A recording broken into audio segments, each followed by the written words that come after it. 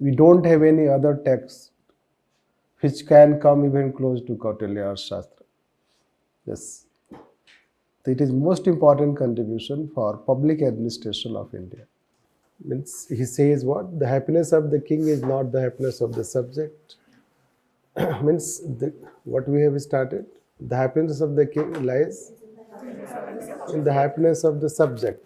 The happiness of the king is not the happiness of the subject, but the happiness of the subject is the happiness of the king. Prajna test. Prajna test was testing wisdom, knowledge, which can be similar to nowadays we can have civil services, especially IAS. A country's neighbor is enemy. This is how it says. A country's neighbor is enemy. Enemy's enemy is friend.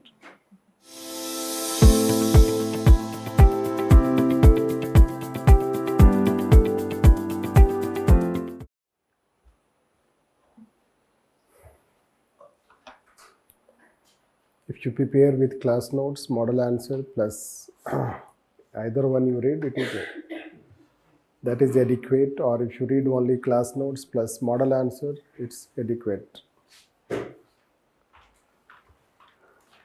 If you read only class notes, it's also adequate. Options are available, isn't it?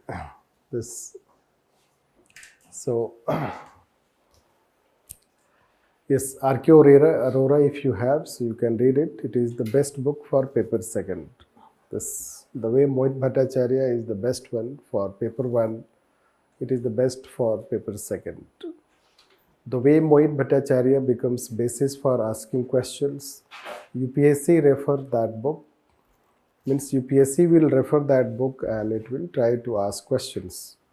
Same thing for R.K. Arora. It also refers R.K. Arora. And directly there can be questions from R.K. Arora.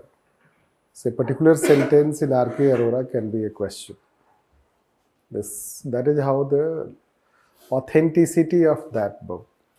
When UPSC follows, so you know that it does not follow each and every book, but whatever the books it follows, that way we can say its authenticity. And that is how it is. Plus it is written in a very story form.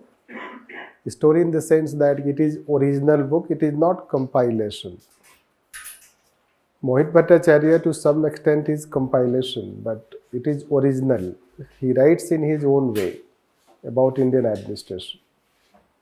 And there is another book which you can also refer if you like to read books, which is called Values in Civil Services. He wrote it after ethics paper introduction. The best book related to applied aspect of ethics paper, although you do not need, because public administration is itself applied in nature. But it is, let's say that a good book related to ethics and ethics in administration. Yes. Anyhow, so we'll take one by one. Generally, a question is asked from this chapter. Either they will ask Kautilya or Mughal or let's say British. This way. In that, Kautilya is more important, not present one, but Kautilya is more important, you should know. And means if they will ask more number of questions or frequency of questions, the Kautilya Arthashastra has more frequency rather than Mughal administration and British administration. If British administration, they ask questions, suppose this year, it is clear that next year they will not ask.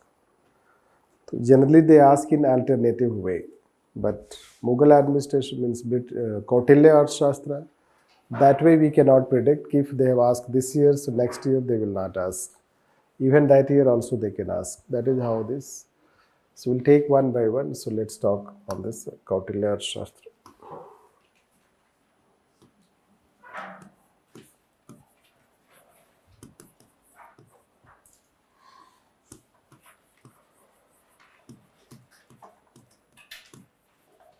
So whether you talk Kautilya Arthashastra or you talk modern administration, it's same.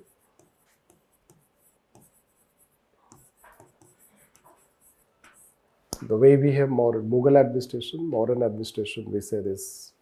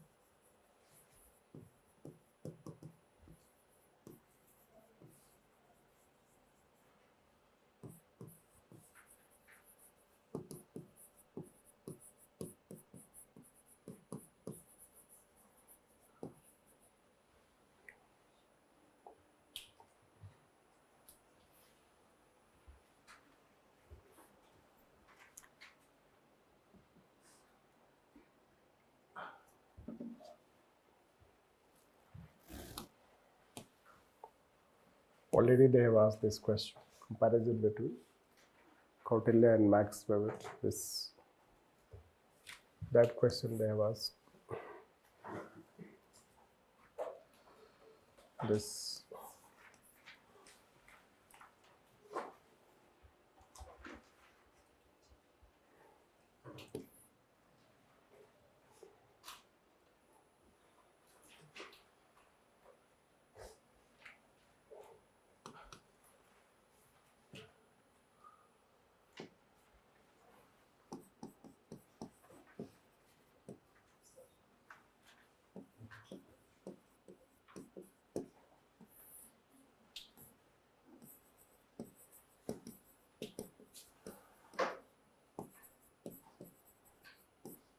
We'll teach separately on this.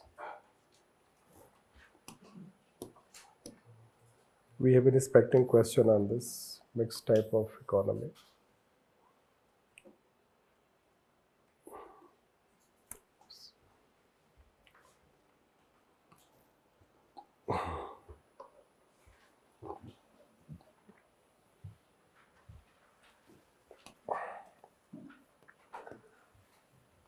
So you may have read history, isn't it?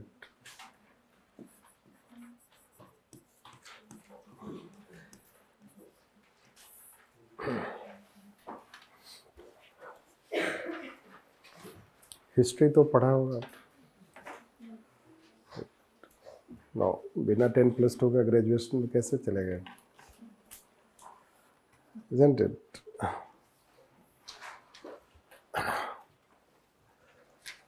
So Kautilya is, you know that Kautilya was Prime Minister. So Kautilya was Prime Minister during Maurya time. This Chandragupta Maurya. This.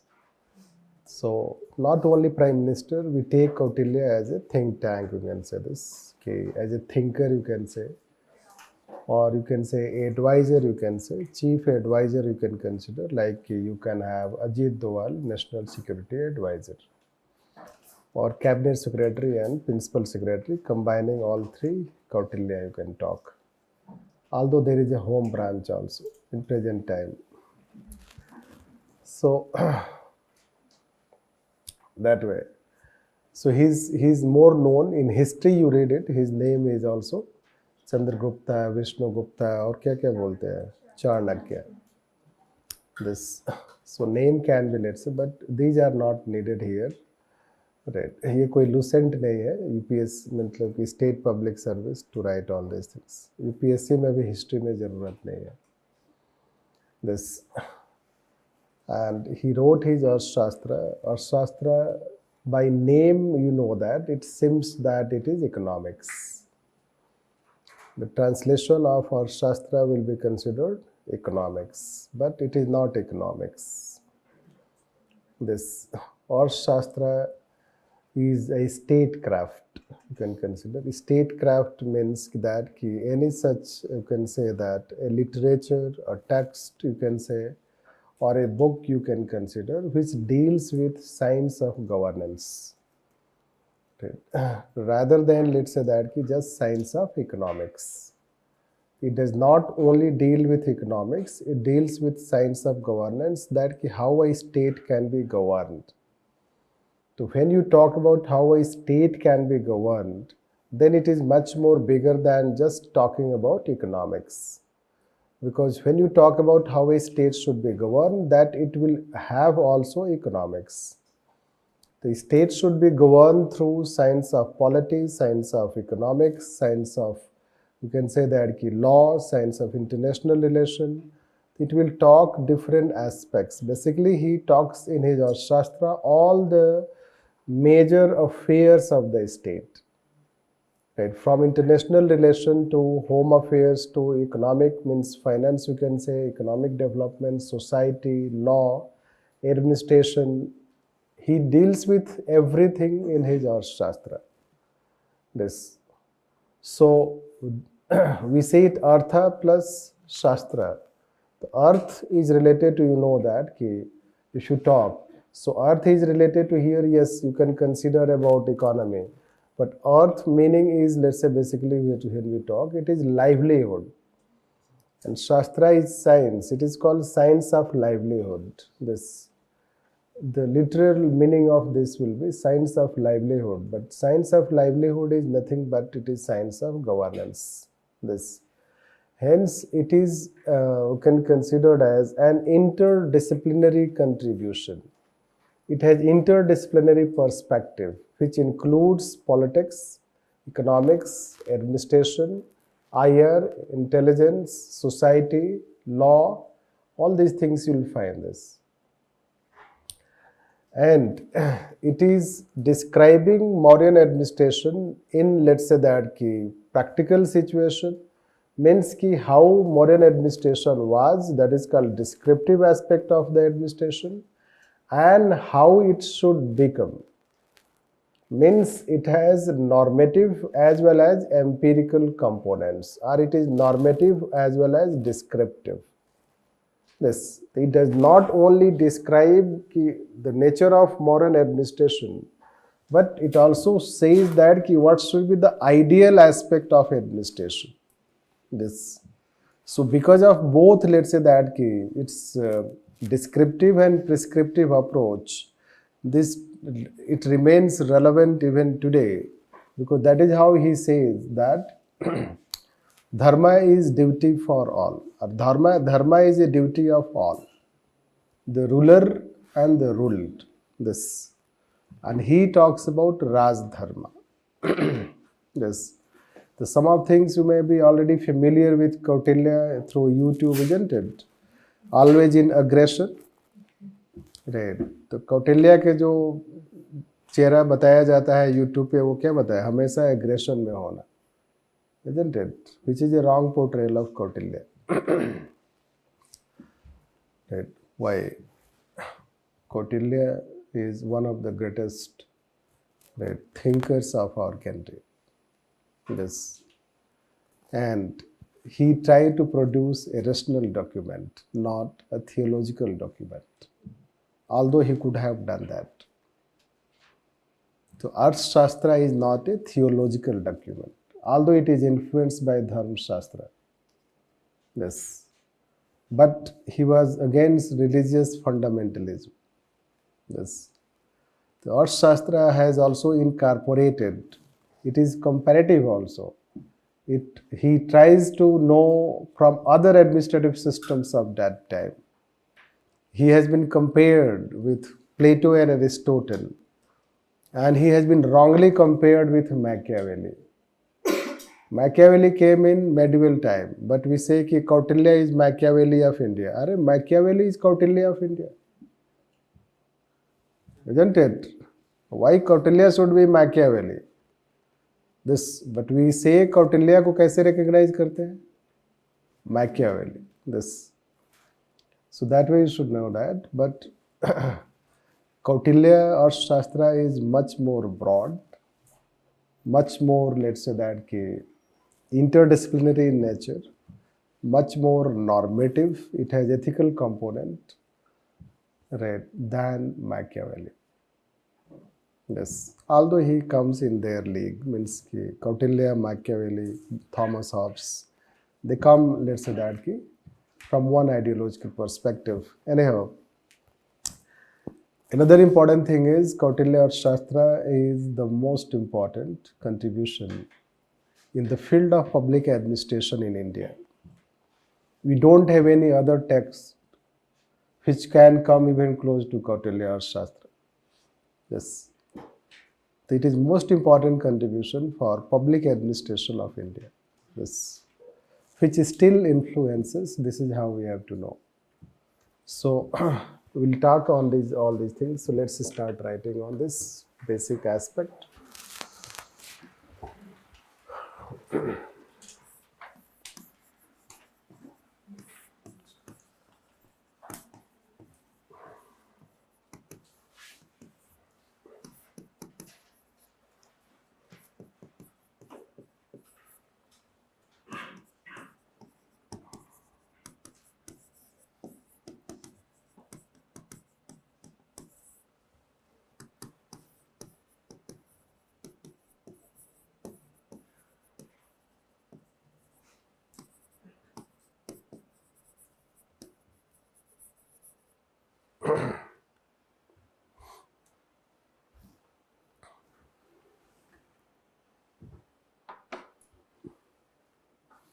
So,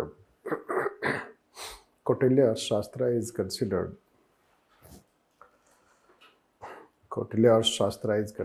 the most important contribution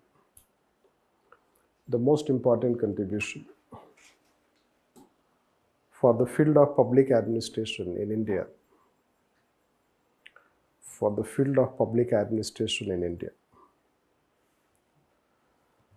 India.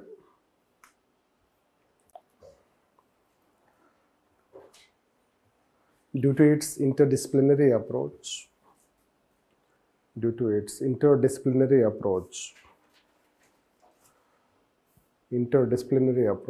focusing on science of governance and working as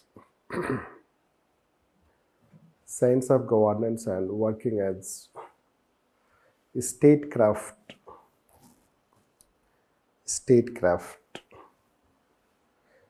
Its references are still given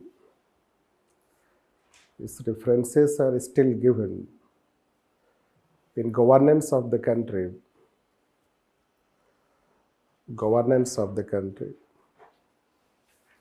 especially its ideal elements,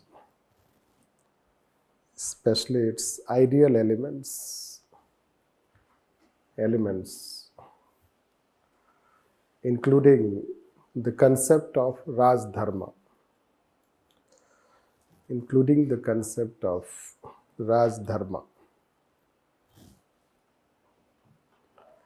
Second paragraph. Although Arthashastra as a term indicates in English economics,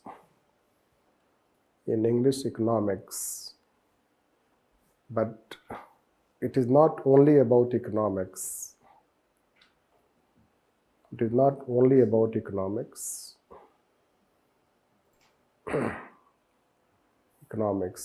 Rather,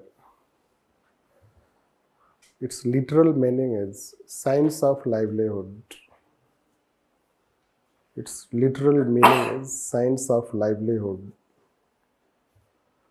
Which has been linked to science of governance.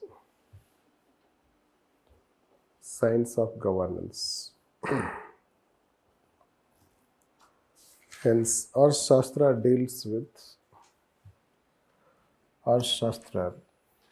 as a statecraft deals with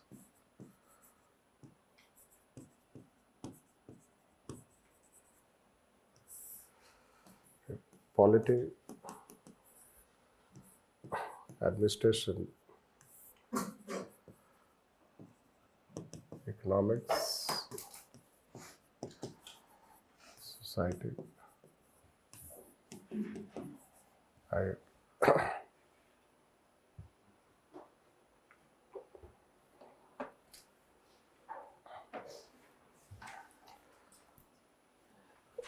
Therefore, it has interdisciplinary perspective.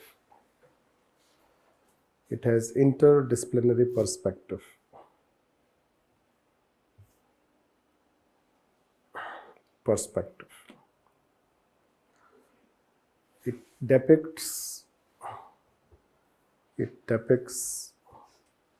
the characteristics of administration during Maurya time in history, which is considered from the perspective of administration,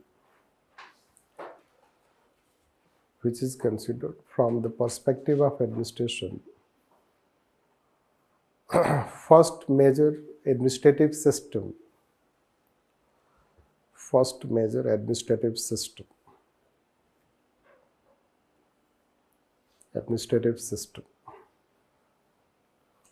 Second paragraph.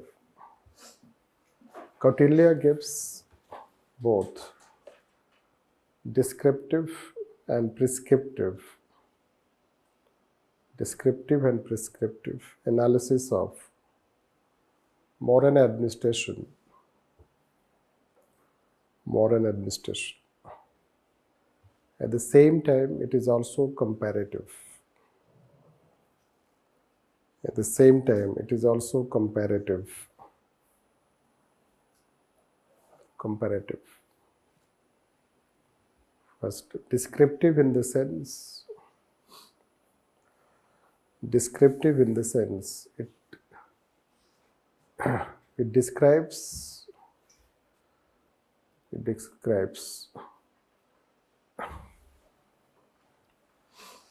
the nature of administration during Kautilya time. Kautilya time. That what were in practices.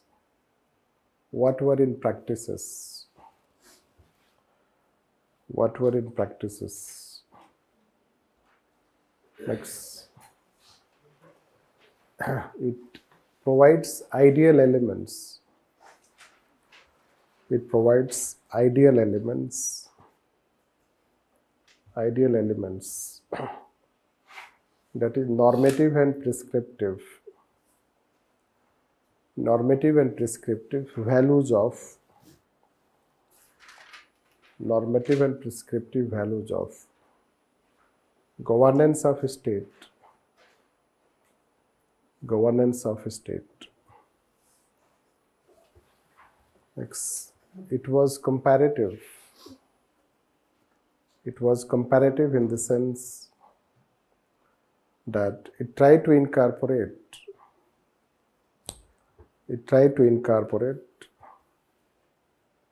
best practices of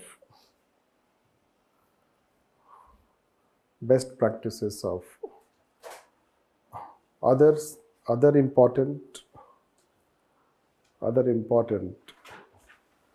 contributions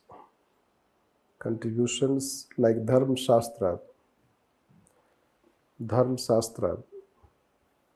and administrative systems like Greek administration, influenced by Plato and Aristotle.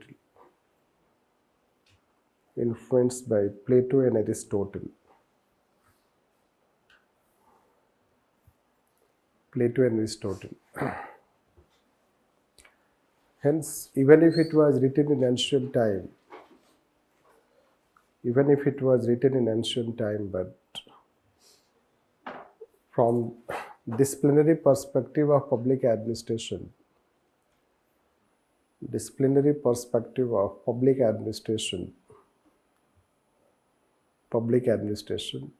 is considered first interdisciplinary, next descriptive, next prescriptive, next normative, next comparative.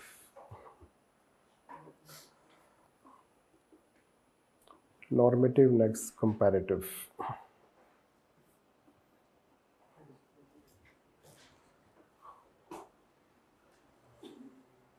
Comparative. Next, the key features of Kautilya Arthashastra.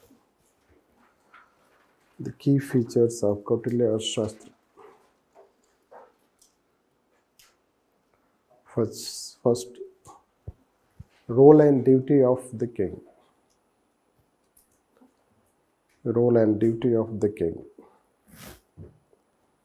The Arthashastra gives detailed description about the role and duty of the king.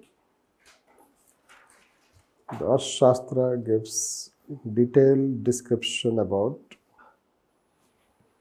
the role and duty of the king.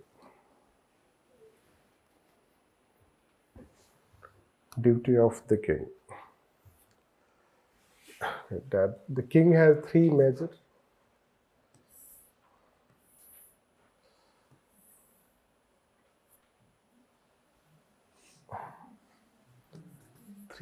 duties.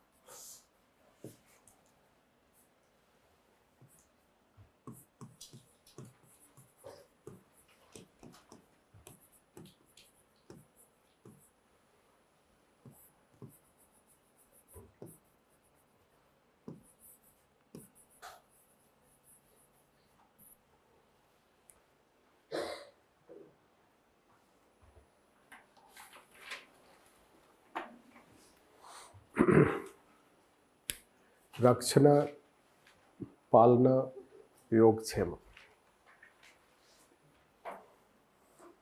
Let's say Rakshana is related to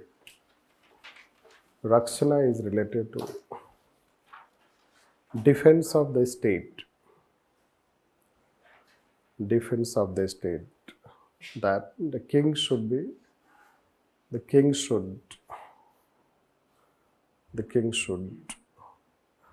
organize a state in such a fashion. The king should organize a state in such a fashion that the state is able to protect itself from its enemies, which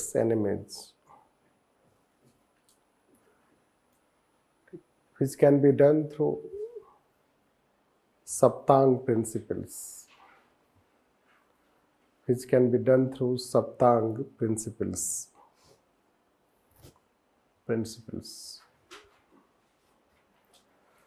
Which we'll talk later on, don't write. Palna.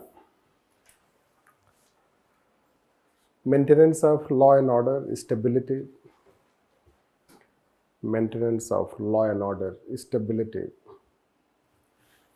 Peace, harmony.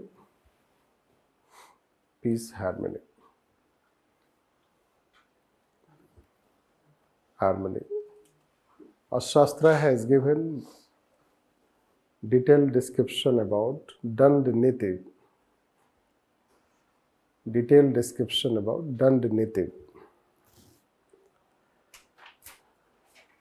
That is enforcement of law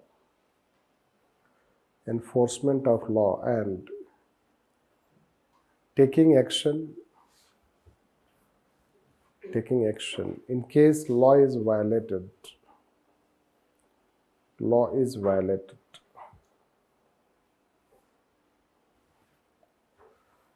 Next, Yogkshema.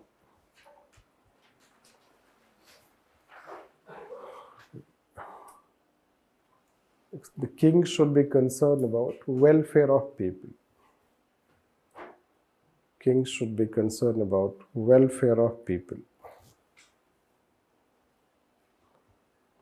That is, Kautilya talks about a compassionate king. Compassionate king.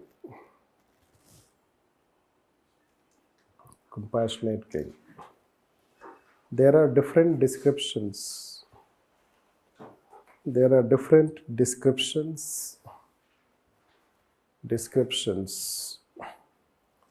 In our Shastra which indicate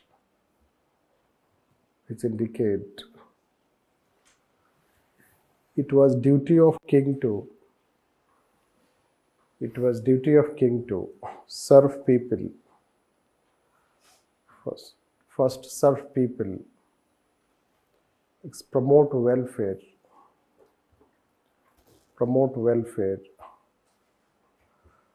Improve quality of administration.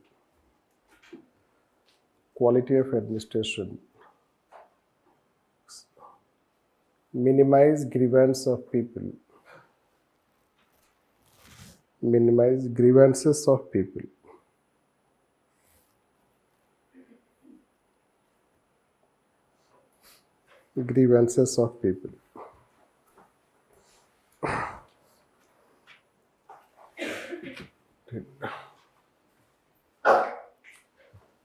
Kautilya remarks,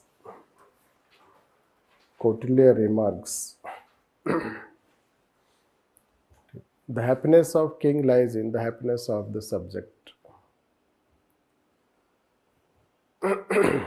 The happiness of king lies in the happiness of the subject. The happiness of the king is not the happiness of the subject. The happiness of the king is not the happiness of the subject.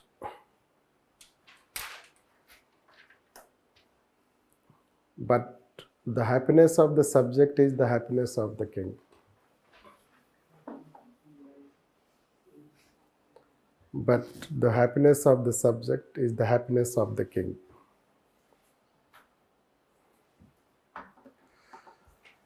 This means he says what? The happiness of the king is not the happiness of the subject. Means what we have started. The happiness of the king lies in the happiness of the subject. The happiness of the king is not the happiness of the subject, but the happiness of the subject is the happiness of the king. Basically, इसका मतलब ये है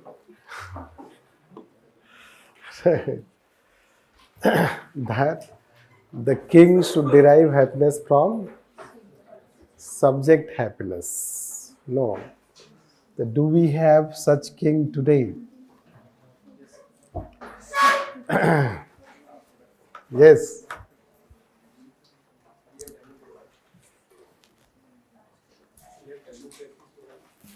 We have democracy.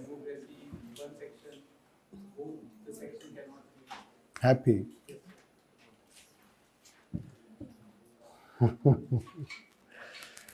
Practical or ideal? Practical. Right. Can you give any example in which, let's say, the king was, let's say, happy with subject means subject can be considered happy because of the king, right? Or the prime minister derives happiness because of happiness of the king, happiness of the subject. Sir, the happiness shown in the election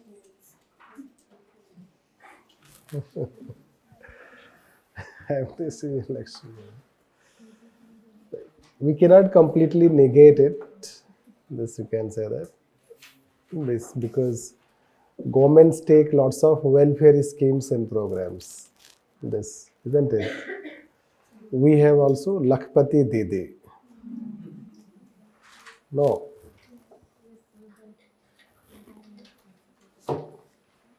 Prime Minister has taken initiative of Lakpati Didi. This in self-help group. This government has targeted that 3 crore self-help groups, right, should have minimum 1 lakh income per annum. The happiness of the subject, isn't it? This, although we have only one example in history, when the king means the prime minister was unhappy, when subject was unhappy. Lal Bahadur Shastri. Explicit example. Although Prime Minister time and again keeps saying he is not happy if people suffer, isn't it? But explicit good example, safe example is Lal Bahadur Shastri. Yes. When he was Prime Minister, India faced drought. So you know what happened? Yes? Yes. He and his family was also skipping meal. Yes. To show compassion with subject. It is also called ethical leadership. This. Do we have example now? Right. This. So that was the time, let's say. Although still you can write positive examples like this. So that is how he gives the reference related to happiness of the king lies with the happiness of the subject. By entire debate on this Arthashastra, you will come to know that what was his, let's say, idea or vision of any state. How a state should be established, how it should be organized, how it should be structured, what it should be concerned for. In that idea, let's say, even if it was a monarchical state, but he was more concerned about subject, their happiness, their peace, their development, this. So that's why even if it is a Maurya means ki a monarchical state, but Kautilya contribution stands out. And even he is compared with, let's say, ki that time Aristotle or Plato Aristotle, you can say, and he has been even compared with Max Weber. This in modern times.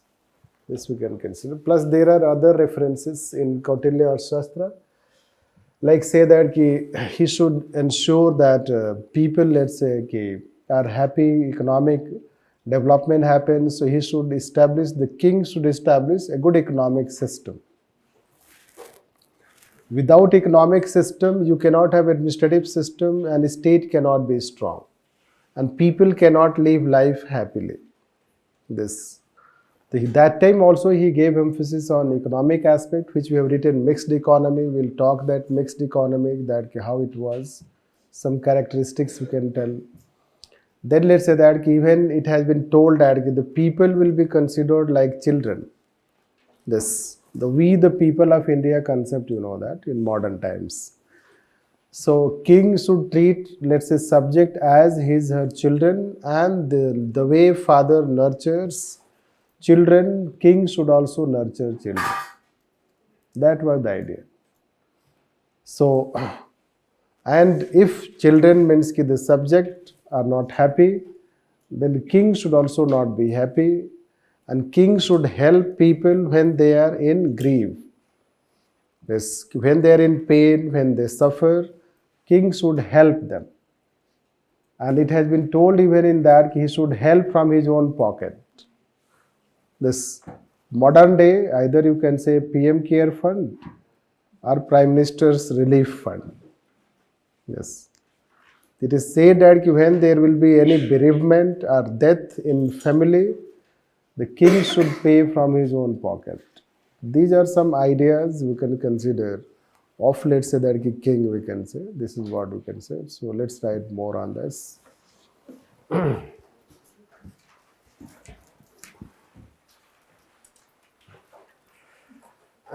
Right. No problem. Morning वाले batch में उन्होंने वेयरफेल के दिन मुझसे पूछा था question answer में कि बच्चे students they eat in the class, do you have any problem? I said I have lots of problem.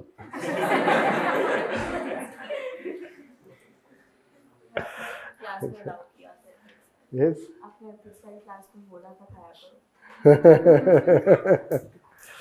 I said I don't have any problem. I said I don't care. Isn't it? अगर हम ये देखें कि कौन क्या खा रहा है तो हम पढ़ाएंगे क्या? नो, इसलिए हम पहले ही खा के आते हैं सब कुछ. भांग नहीं खाते हैं.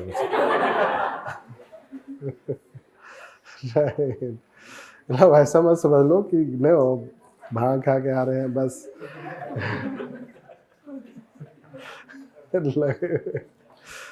राइट. ऐसे भी होली आने वाला है, isn't it? Yes. जिसको चाहिए भांग, वो यूपी के लोगों से कंसल्ट करे.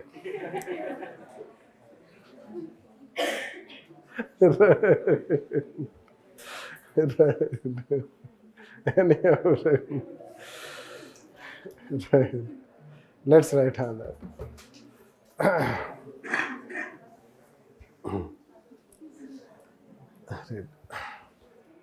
There is also a description that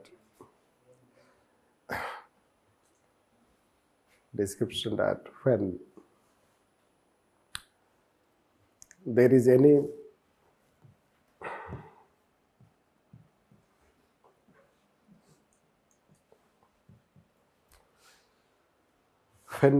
bereavement in family,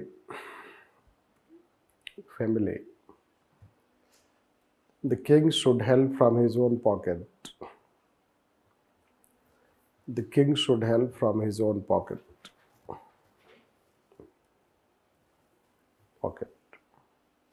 Which is a sort of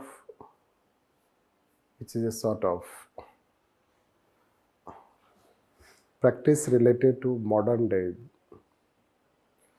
practice related to modern day Prime Minister's Relief Fund. Prime Minister's Relief Fund. Relief Fund. Second paragraph. The overall idea of Kautilya was related to establishment of a good administrative system.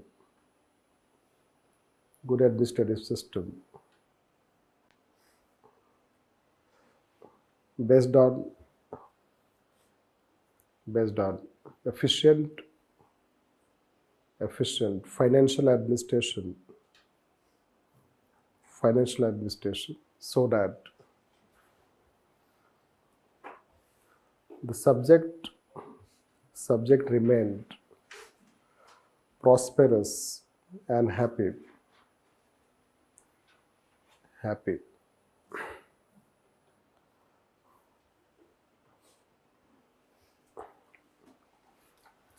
To perform such role and duty,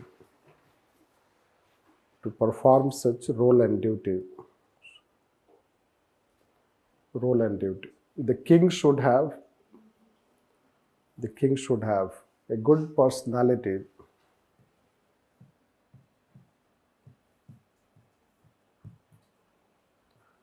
purusharth,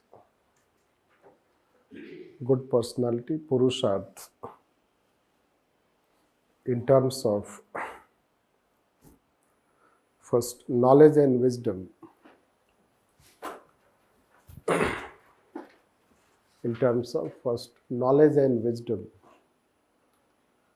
next character and integrity,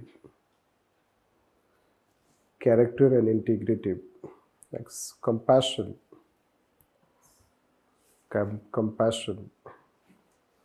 next accountability and responsibility.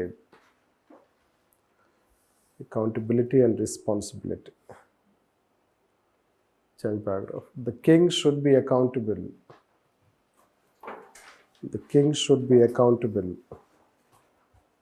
When he talks about Raj Dharma,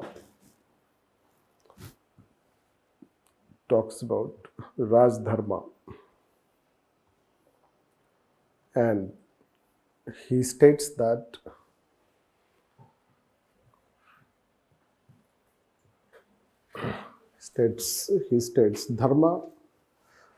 dharma is duty of all.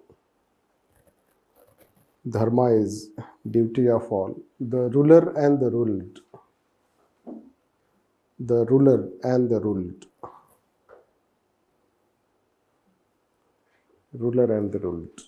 So these are all related to the king.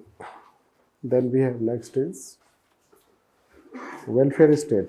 What we say? Democratic, despotic, welfare state. Nature of state.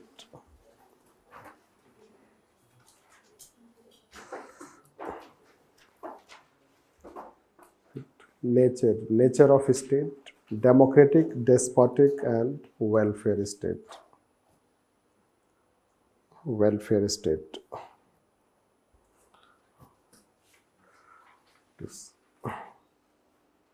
First, democratic.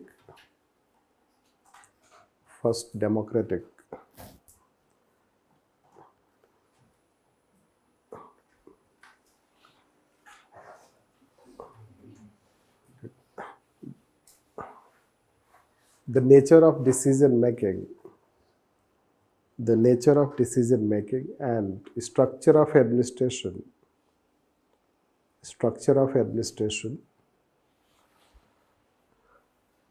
reminded of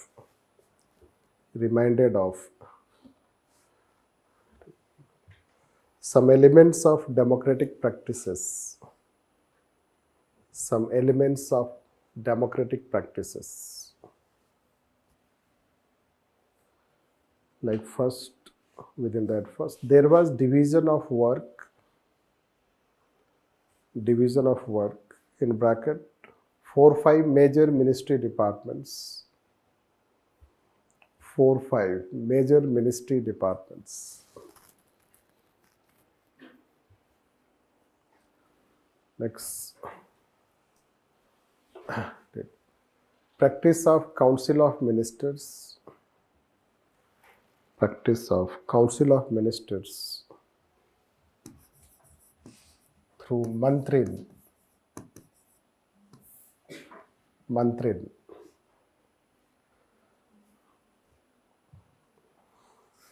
Mantrin. That major ministry departments were held by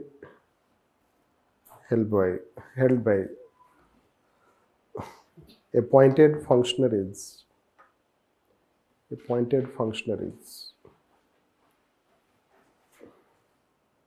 and they tendered advice to king in decision making. They tendered advice to king in decision making, although it was not binding.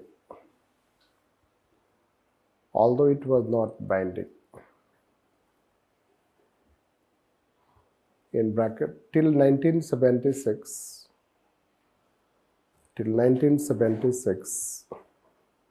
advice of Council of Ministers was not binding on President.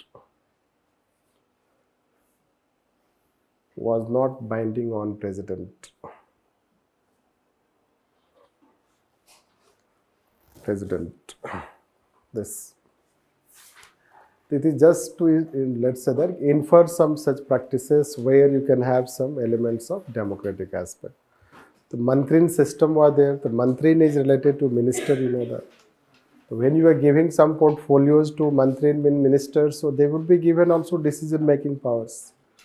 Certainly king will have overriding powers, but that is how we say it as a democratic aspect. This, let's say that, despotic system.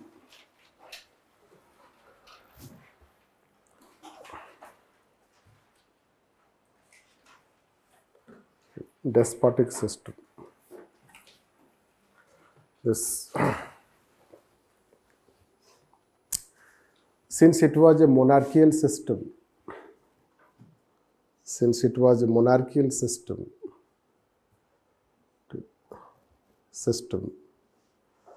all powers vested in the king.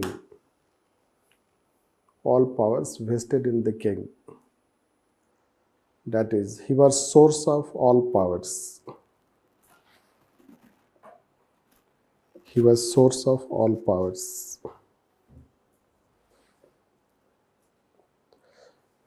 Legislative, executive, and judicial.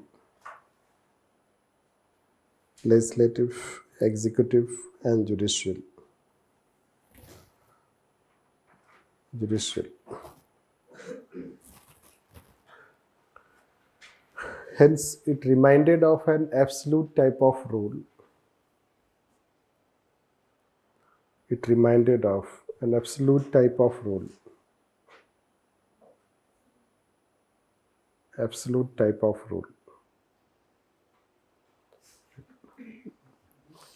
Because of this, it was considered as despotic system.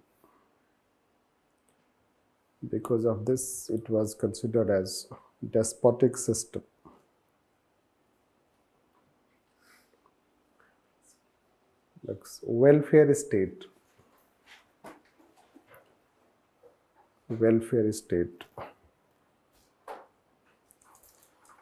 Since Kautilya described role of the king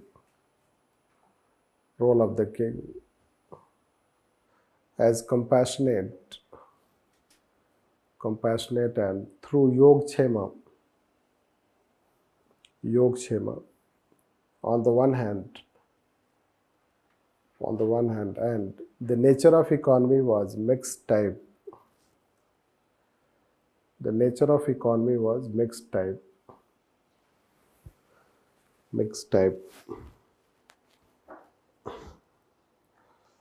Hence,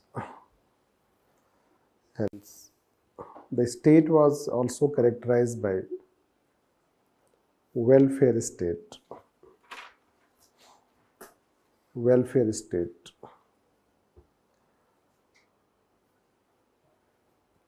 welfare state.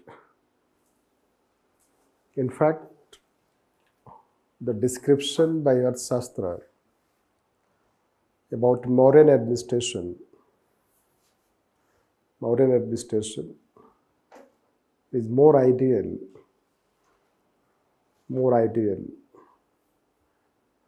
if it is compared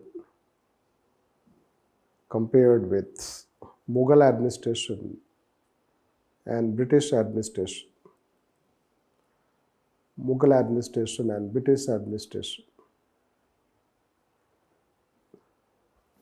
First, Mughal administration was exploitative. Mughal administration was exploitative to peasantry class,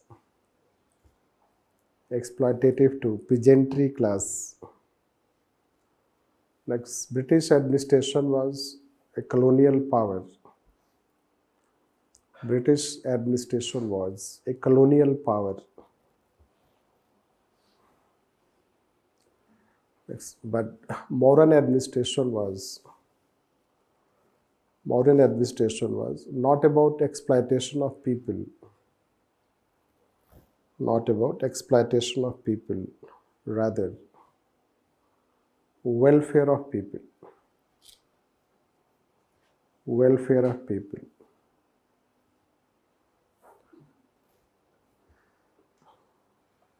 Welfare of people. So this is what, and therefore the nature of a state can be described. Nature of a state can be described as democratic, despotic, and welfare type. Democratic, despotic, and welfare type.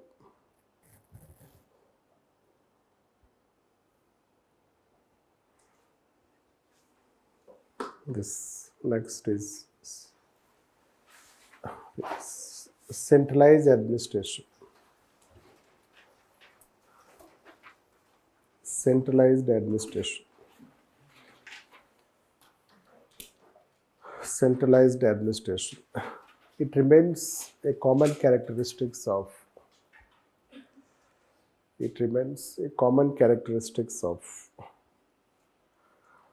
all the three major administrative systems.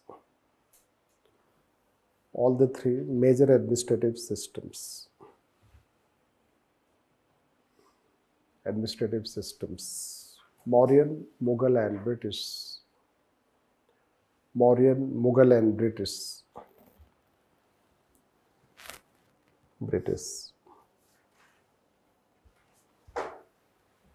That entire empire was divided into provinces.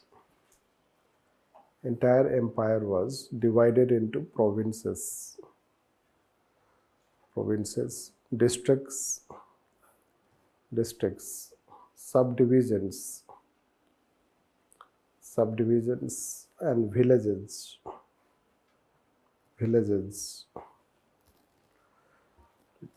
At empire level, the king was both head of the state and head of the government.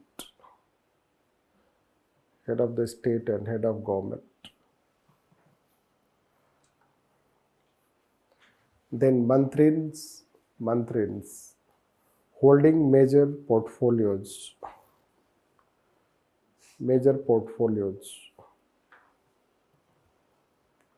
Like defense, finance, home, and foreign affairs.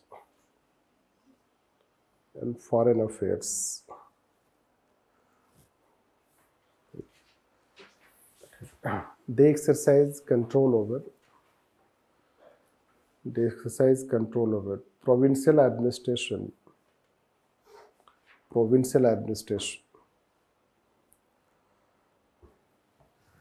provincial administration. Hence, the characteristics remained as centralized. Characteristics remained as centralized.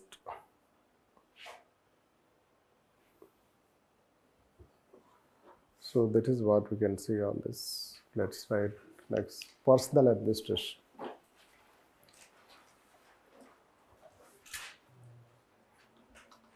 Personal administration. Principles. So I will tell after this. I think principles also we have to tell. So we can tell later on.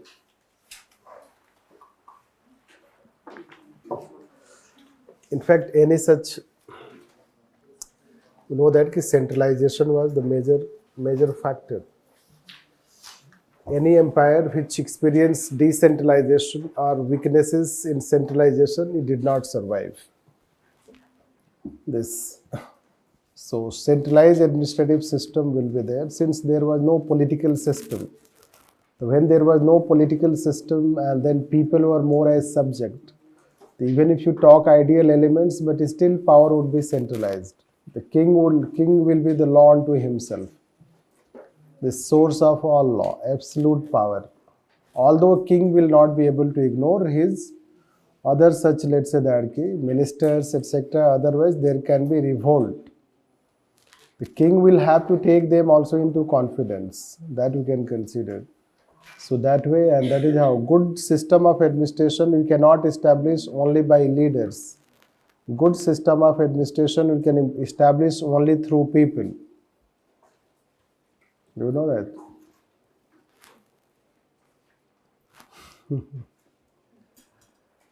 Good system of administration, economy, etc. All these things come through people. Yes. Unless people will change, nothing will change. Yes.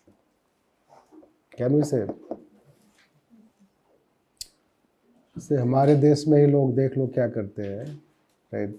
We are responsible ourselves, isn't it? Don't feel hurt. No. If we say something,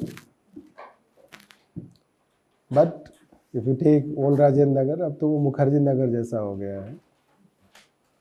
No. It is so littered, isn't it? और कैसे है वो?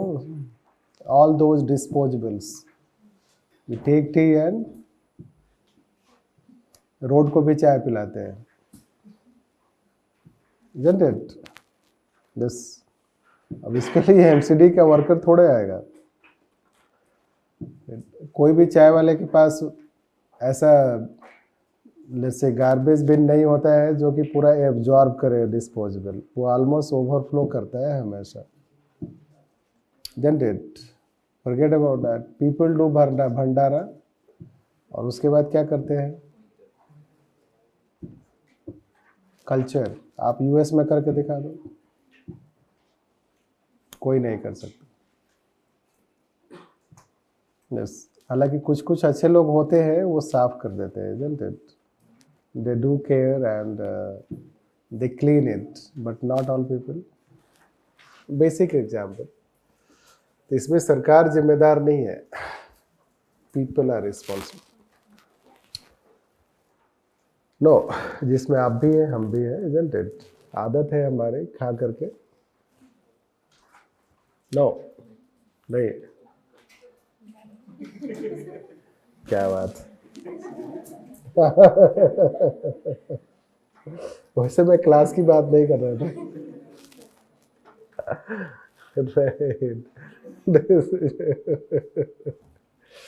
This बहुत ही basic example है. This let's say society रहे.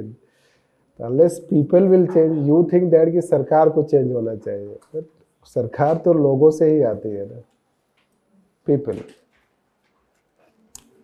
That is what he was trying to say. So you cannot establish any such good economic system, good administrative system unless people change. China को threat किसी से नहीं है, उसको अपने से ही थ्रेट है. आपको पता है ये? जिस दिन लोग रोड पर आ जाएंगे क्या करेगा? It will be divided like USSR. Right? आपको कुछ करना नहीं है, बस लोगों को थोड़ा मोटिवेट कर देना है.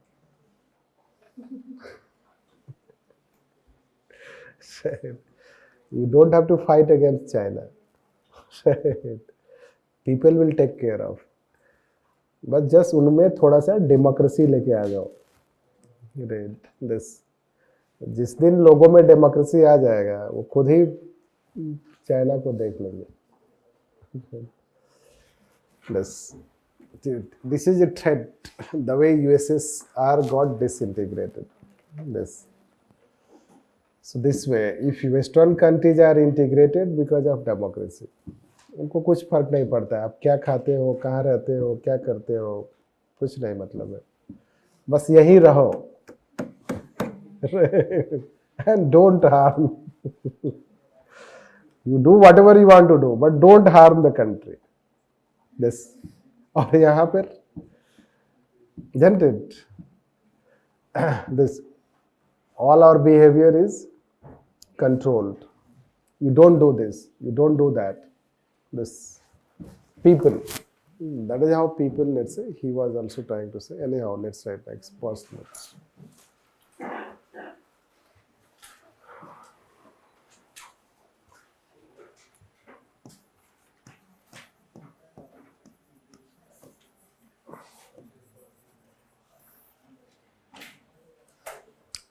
He remarked, the quality of administration depends on quality of people in administration. He remarked, quality of administration depends on quality of people in administration. Quality of people in administration.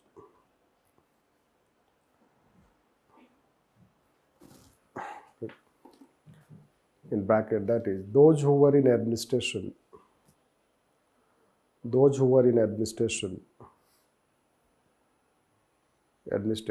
should not have only efficiency but also good character.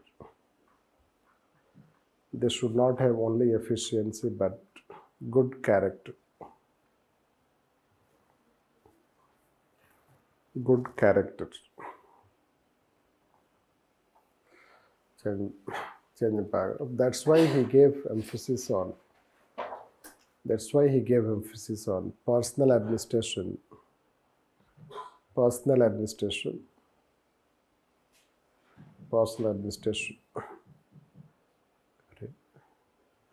which was tried to be structured on rational principles.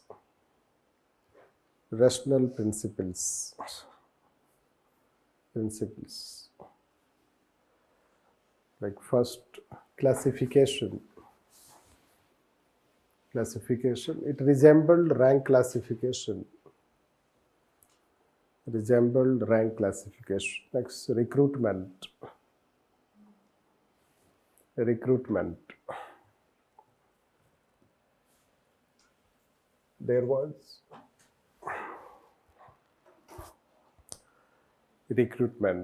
There was a specialized recruitment system based on merit.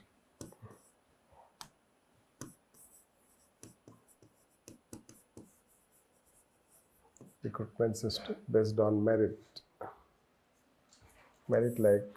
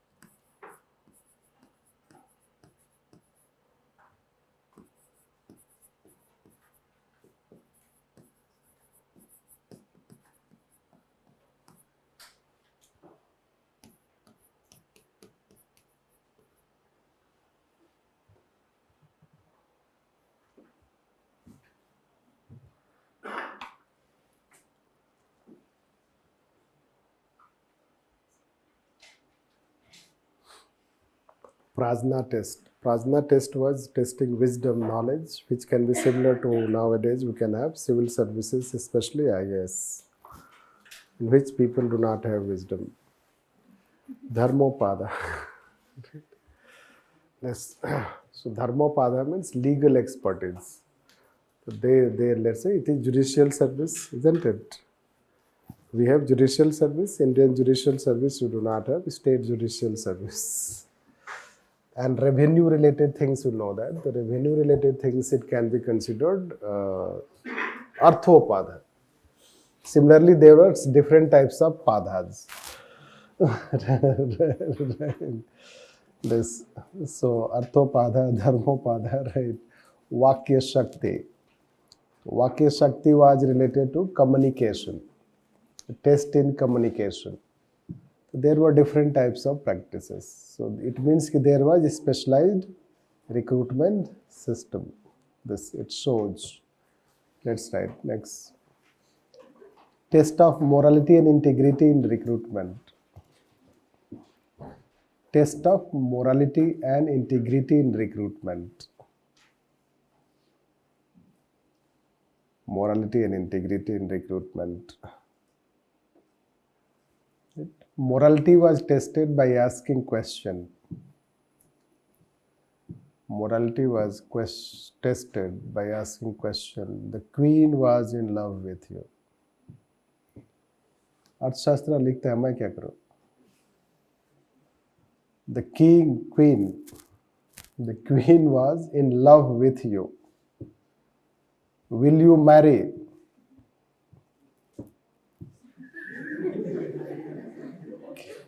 क्या बात है? ये उसके लिए नहीं जो already married है.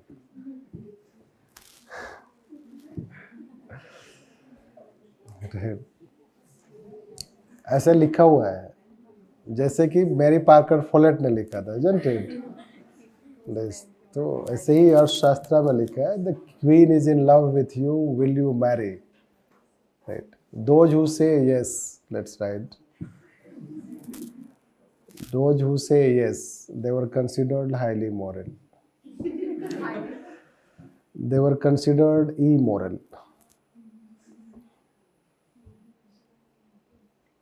They were considered immoral.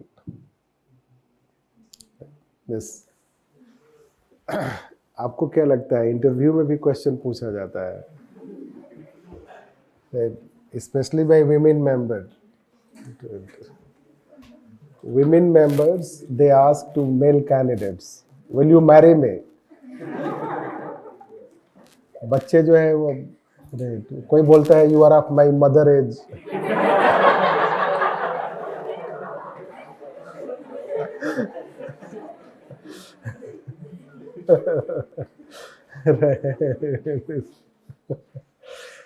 This can say देखो ये सब बेतुके क्वेश्चन है, उसके बेतुके जवाब होते हैं. मतलब सोच के मत जवाब दो, जो दिमाग में आता है वही दो. राइट, बोलो yes ma'am, isn't it? Right. और अगर मान लो बचना है तो बोलो कि नहीं, हमारा ऑलरेडी अफेयर है. बचना है, राइट, मिडिल ग्राउंड. तो ऐसे ऐसे सवाल होते हैं. Simple, its rationale is that morality was tested. Yes. Which UPSC also tries to test you morality. अब तो उन्होंने ethics paper he Next, integrity was tested. Integrity was tested. Integrity was tested by conspiring against a state.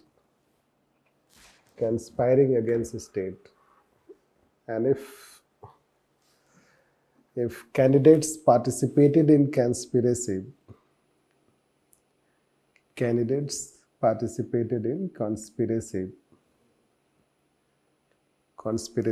they were considered to lack integrity. Lack integrity. ठीक है। अब आजकल कैसे पूछते हैं, तो आपको कुछ पॉलिटिकल क्वेश्चन पूछेंगे और आप जो है बिल्कुल spokes person of government of India बन गए। दिस इजंट इट, क्रिटिसाइज करना नहीं है। तो जहाँ गलत है वहाँ भी हाँ ही बोल रहे हैं। देखो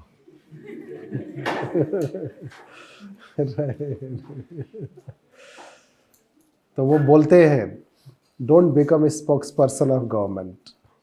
this, so that is how, let's say, your integrity can be questioned, your neutrality can be questioned, your consistency can be questioned. Consistency, this. So this way, like this is what, like, so recently we interviewed, I said you one candidate we interviewed. So he has given, let's say, he has not filled up his Bihar cadre, belong to basically, let's say, his fiancée is in Uttar Pradesh. वो पहले ही admit कर रहा है this, तो वो तो पकड़ा जाएगा इंटरव्यू में, राइट। मतलब do you want to decide your cadre as per your, let's say कि who would be the wife, isn't it, और बोल रहा है कि नहीं I am ready to serve any state, how this. तो ऐसे ऐसे लोग होते हैं जो इंटरव्यू में पकड़े जाते हैं दिस। किसी ने बोला हॉबी क्या है, बोला गार्डनिंग। बोला ठीक है चलो चलते हैं गार्डनिंग, राइट। तो वो ले गया उसको बाहर, राइट। इंटरव्यू बोर्ड वाला मेंबर उसको बाहर ले गया यूपीएससी के कंपाउंड में। अब पूछे बताओ कैसे गार्डनिंग करते हो, राइट। उसने कभी किया ही नहीं था, don't fake in interview, isn't it? Integrity. Next.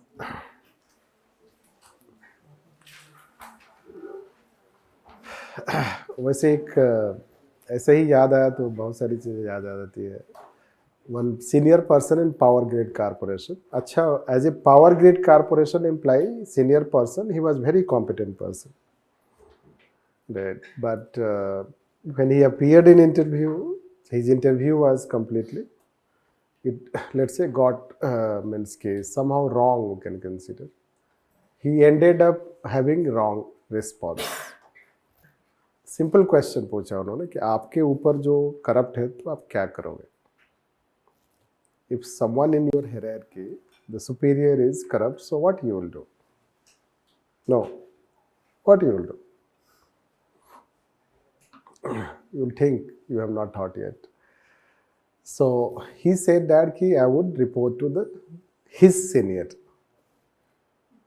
करते करते सारा सीनियर लॉस्ट हो गया, राइट। मतलब उसके बाद कोई सीनियर नहीं है। But by that time he came under pressure. It is called situation interview, situational interview. They try to build pressure up. So when no any senior was left, he said, I would resign. ठीक है जाओ resign करो फिर।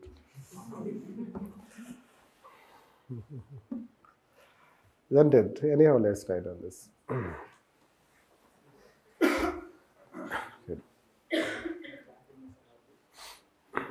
Let's say, therefore, even if it was ancient time, but recruitment was introduced on merit basis. Merit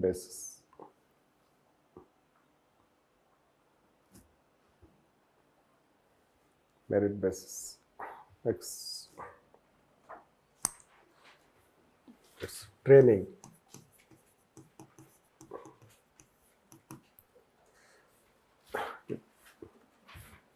It was not given emphasis for civil servants. It was not given emphasis for civil servants.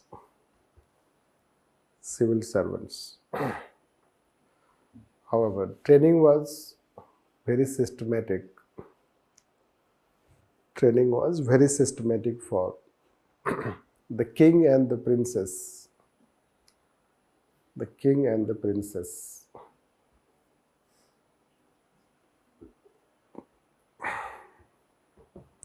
Next, posting and transfer. Posting and transfer. Posting, transfer and promotion include. Posting, transfer and promotion. They were done on the basis of merit and efficiency. Merit and efficiency. As there was also code of conduct to regulate the conduct of civil servants.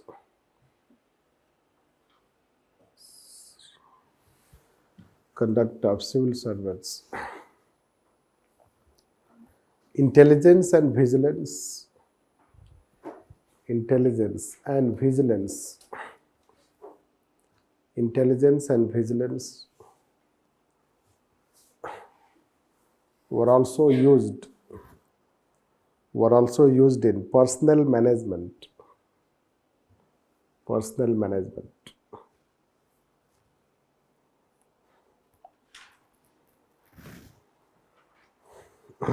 Personnel management. Next. Remuneration.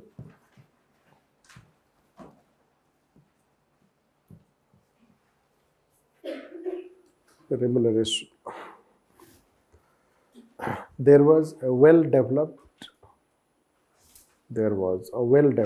pay structure. Pay structure. And civil servants were paid as per 6 pay bands. 6 pay bands in cash.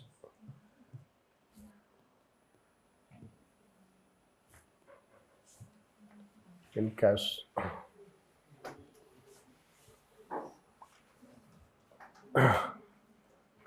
The lowest pay for a civil servant was 800 panas and highest pay was 48,000 panas.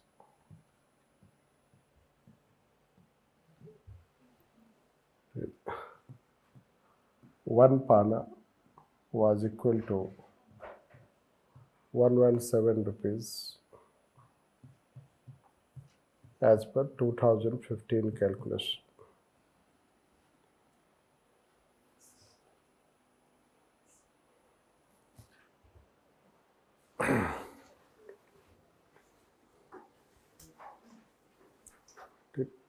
Kautilya believed in good pay to civil servants. Kautilya believed in good pay to civil servants. Civil servants. As it was related to corruption and efficiency. Corruption and efficiency. Efficiency. आज के हिसाब से अभी भी ये ज़्यादा है. It was per annum, let's say that. If you calculate, so that was his, let's say, vision. You can consider कि how we can establish. So अगर state exploitative होता तो वो pay में believe नहीं करता ना. State exploitative होता है तो वो pay लेता है ना कि pay देता है. Yes. So that is what we can consider. And then he links it to nature of human need, let's say that, which we have tried to link somewhere with hierarchy of needs. Maslow you can consider in corruption. That way we can say this. Corporate sector pay, the pay parity wala debate that we had. So, and good pay, a state can pay only good when it has good economy. This. If you do not have good economy, you cannot pay good to your employees. And if you cannot pay good to your employees, so you know that high incidence of corruption. That way things are interconnected. So that we can consider 6 pay bands, that time pay structure. You should know that even Maurya time, cash was not paid as, let's say, remuneration. Rather, cash and kind both were paid. और many a time zamindars you know that कि जमीन ले लो पे की क्या जरूरत है, isn't it? Zamindari system. Yes. So cash and kind both were used during Mughal time, but in Maurya time you'll find ki more cash rather than kind and rationally structured. It means ki Mauryan administration was advanced. It was more advanced than Mughal administration in some respects. Anyhow, we are not teaching history. Let's write.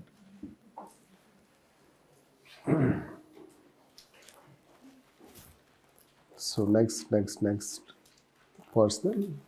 It's called. Yes, this is how personal quality, let's say, by this. Since ethics in administration will talk, it will bring other such aspect also. Let's say principles of public administration. Principles of public administration. Principles of public administration. They were following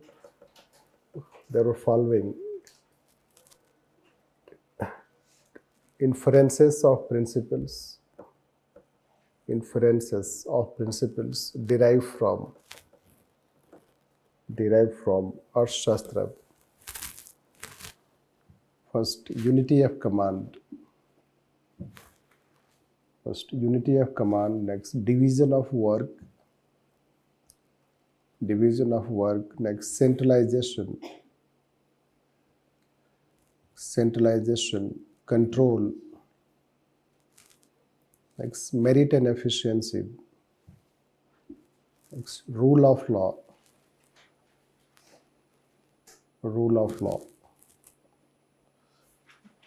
Compassion.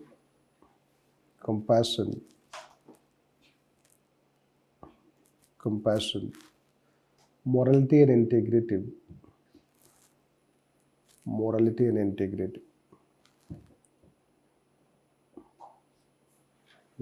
This gender. The principles largely resemble to classical era administration. Principles largely resemble to classical era of public administration. Classical era of public administration. That's all. Ethics in administration.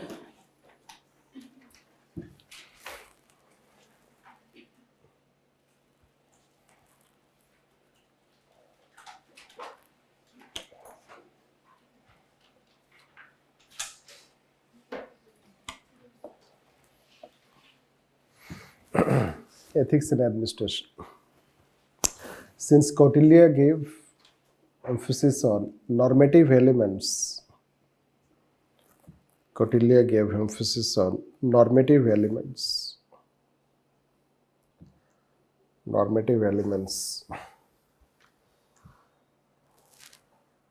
by incorporating normative and prescriptive characteristics.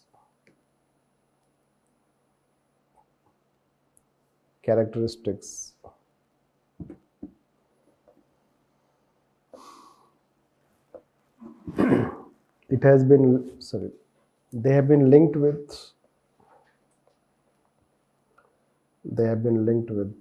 ethics in administration.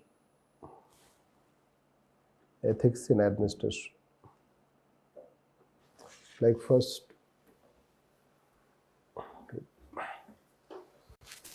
dharma as duty for all. Next, morality and integrity in administration. morality and integrity in administration. Next, rule of law. Rule of law. Next, merit and efficiency. Merit and efficiency. Efficiency. Next, good governance.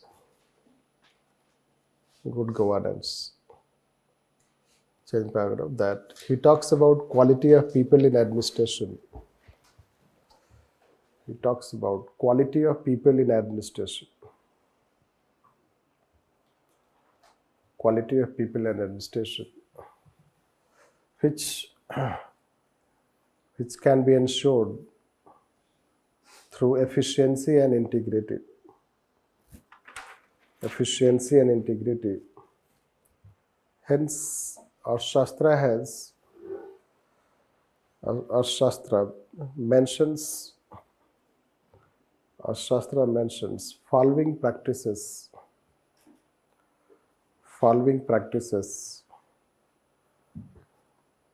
which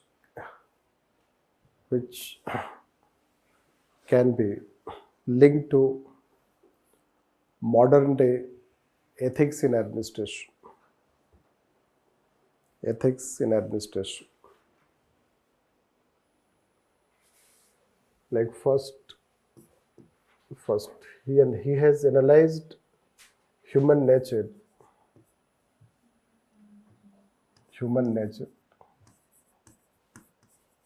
and compared with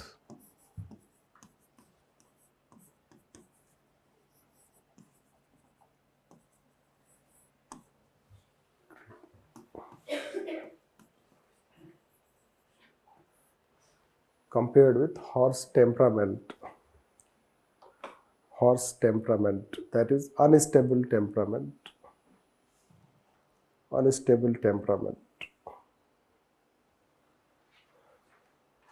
Hence, human can have inherent nature of greediness,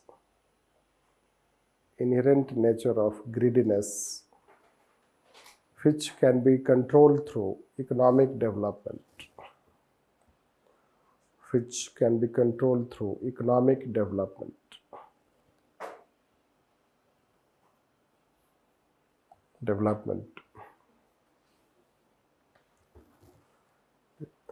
Can we say this? Human nature is unstable. Yes. You plan that from today, right, for 1 week I will avoid eating this and that. पता चला शाम को ही खा लिया. Right, isn't it? हमारे कुछ friends होते थे मान लो स्टूडेंट टाइम पर, ट्यूसडे के दिन फास्टिंग करते थे. अच्छा लगता था वैसे, शाम को अच्छा खाने को मिलता था. कभी कभी ऐसा होता था कि मान लो कहीं से आया है रिसेप्शन का, मतलब किसी की शादी वादी है, पार्टी वगैरह है, isn't it? और ट्यूसडे के दिन है. सोचो क्या होता होगा. जाके खा लेते थे, फिर बोलते थे देखो बताना मत.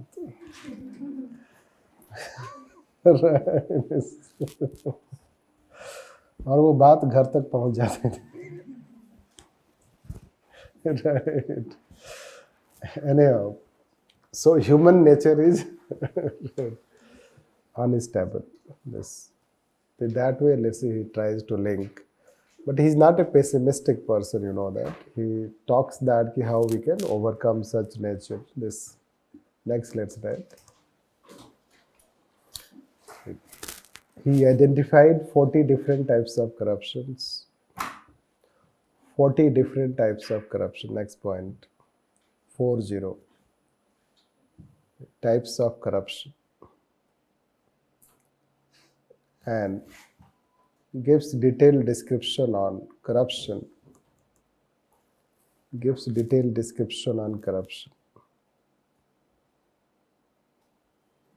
Corruption. Including his remarks Remarks first related to fish drinking water. Already we have told fish drinking water. Next, comparing with tasting honey on tongue. You can write yourself.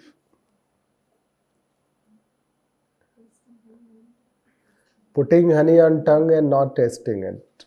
यही तो था स्टेटमेंट. यस, ऐसे कैसे होगा? हो सकता है डाबर वाला टेस्ट नहीं होता है.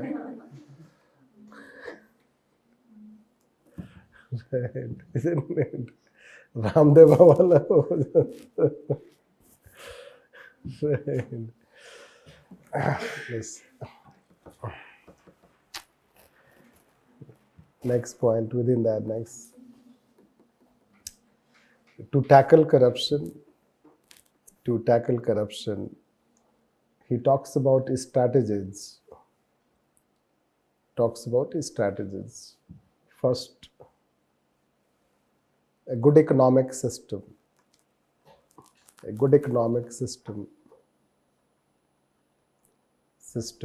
Second, code of conduct.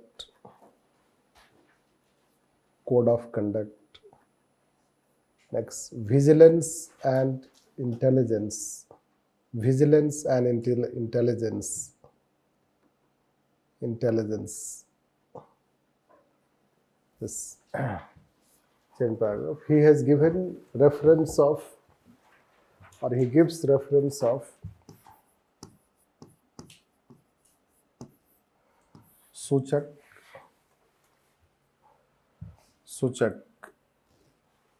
which is compared with modern day whistleblower.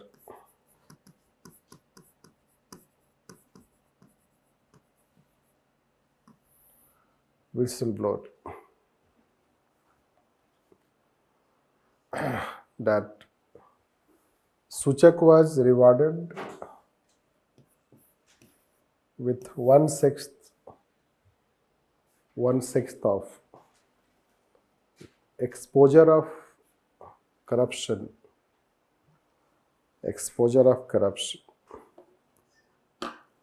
to encourage whistleblowing.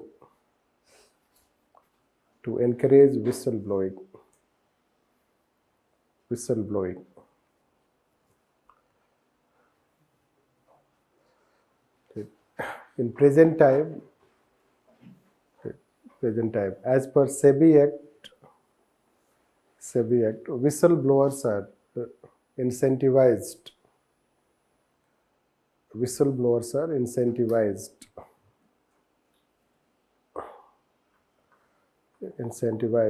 Maximum up to 5 crore.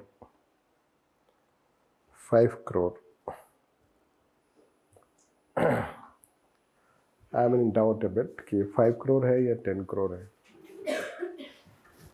Let me check.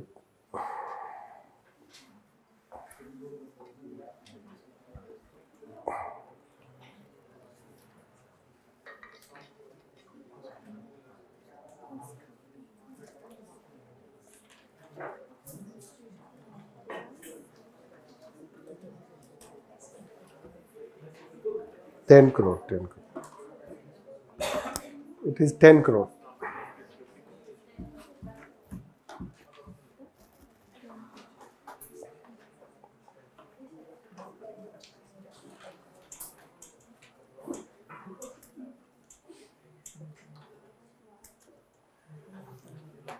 So these are just to make reference to know that how whistleblowing is important. One day we'll tell you a bit of whistleblowing when we'll talk accountability control chapter.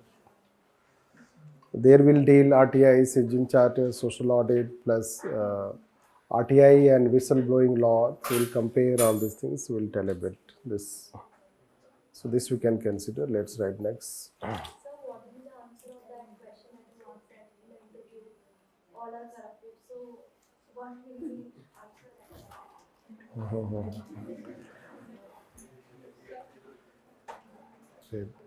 Finding evidence and giving it to media to be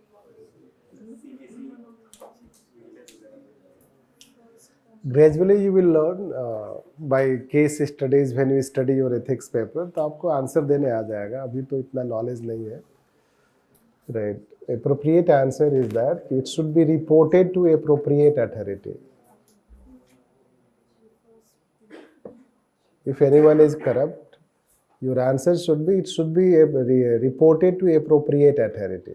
अब वो आपको retort करेगा कि appropriate authority क्या है, तो आप बता दो. CVC, इंटरनल डिपार्टमेंट, लोकपाल पे आप नहीं, आपके अगेंस्ट होता है.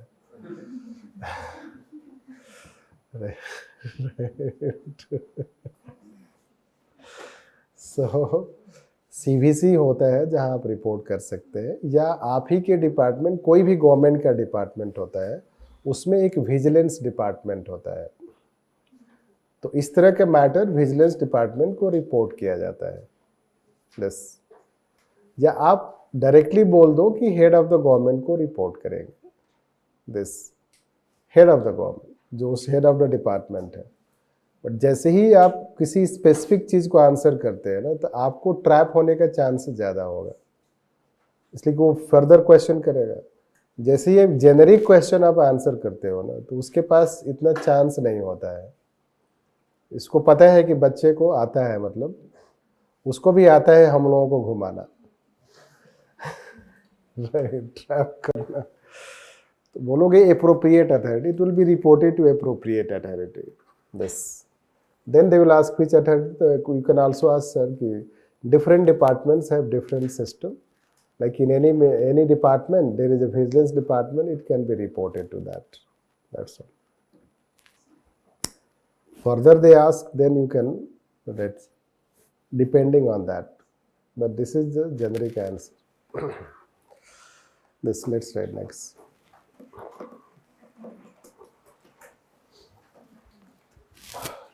Vigilance, let's. Vigilance we have done. Let's see. Intelligence.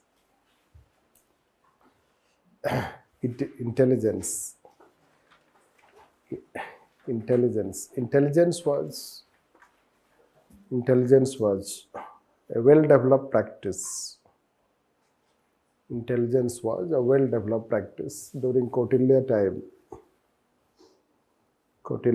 and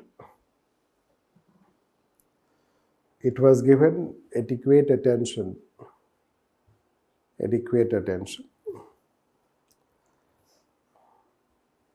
It was used also for socio-economic development. It was also used to promote socio-economic development.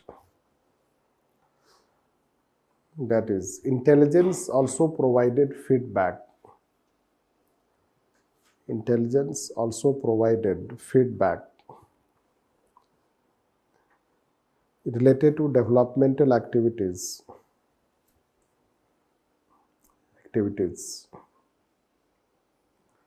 Intelligence departments also reported about conducts of civil servants.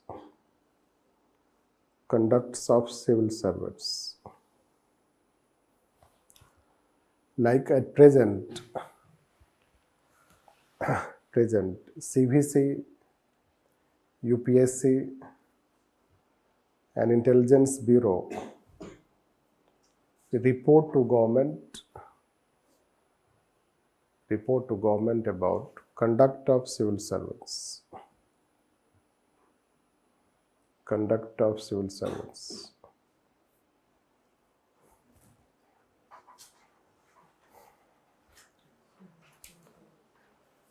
Basically, let's say that intelligence is not only used for security.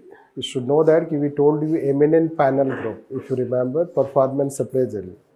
In performance appraisal, we told that there is eminent panel group, and in that eminent panel group, the members will get inputs also from intelligence agencies.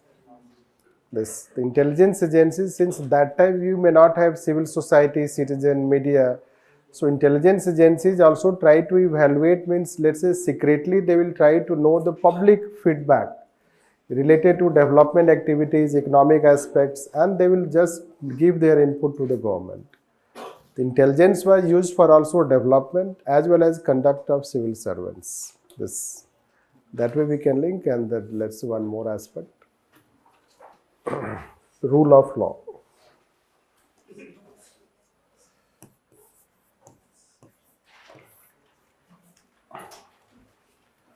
Rule of law. That's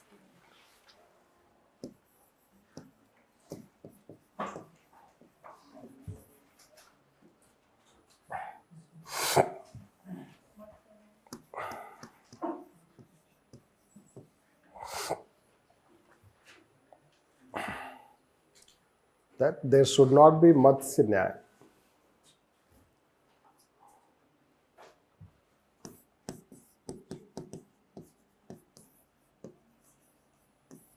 Fish rule. There should not be matsya, fish rule. That is, powerful people should not exploit powerless people. Powerful people should not exploit powerless people. Powerless people. Indirectly, it was a reference of rule of law. Indirectly, it was a reference of rule of law. Rule of law. This. So you can link, let's say, nowadays, what happens? You know, these powerful people. Do we have rule of law? We do have. It's not we do not have, but yes, at the same time, we lack also. When Chief Justice of India says there is rule by law rather than rule of law. This. So, Ratan Tata once remarked, when 2G scam was exposed, India was fast drifting towards banana republic, as powerful people were exploiting powerless people. You know how powerful people implicate powerless people here and there in law. This. So that is a reference you can say. That way we can talk about ethics in administration. This. So that way we finish ethics in administration. Then we have to deal with Saptanga principles.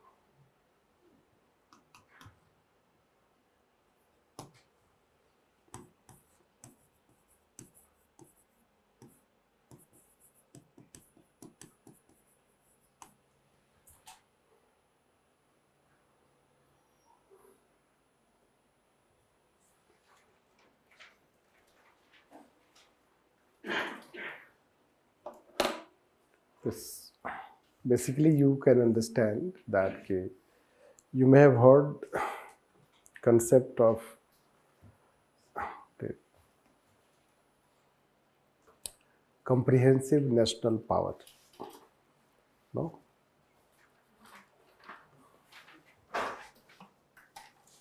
Not heard? Comprehensive national power?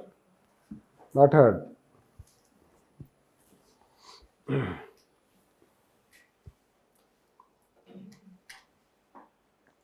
Comprehensive national power ही था वो.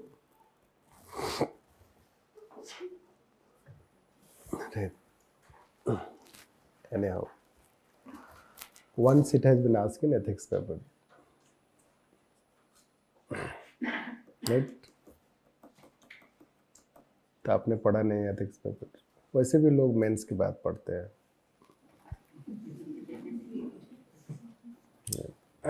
Yes. Yes. सो अगर उससे link करेंगे. अच्छा, let's forget about this. किसी भी state को strong कैसे कहते हैं? How a state is strong?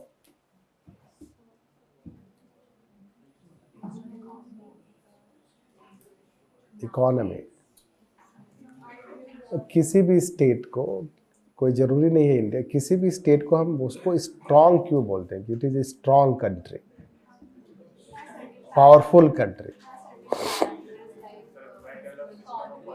When we say any state as a powerful country, so what do we mean?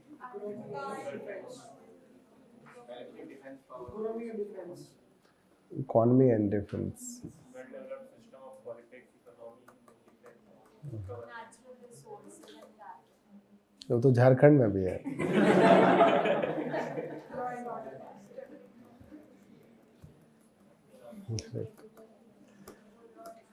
Good law and order.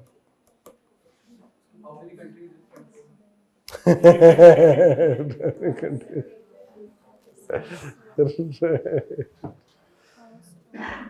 Yes. Soft power. Basically, there are two types of powers: soft power and hard power. Both will decide nature of power. This. So you do not have to have only hard power, you should have also soft power. Soft power is related to demography, culture, society. This. Hard power is related to technology, defense, economy, this economy, government, resources, physical resources that you have, like say energy, this. So they will be considered as hard power part. This. So let's take that if you take China. China can have hard power, but it lacks soft power.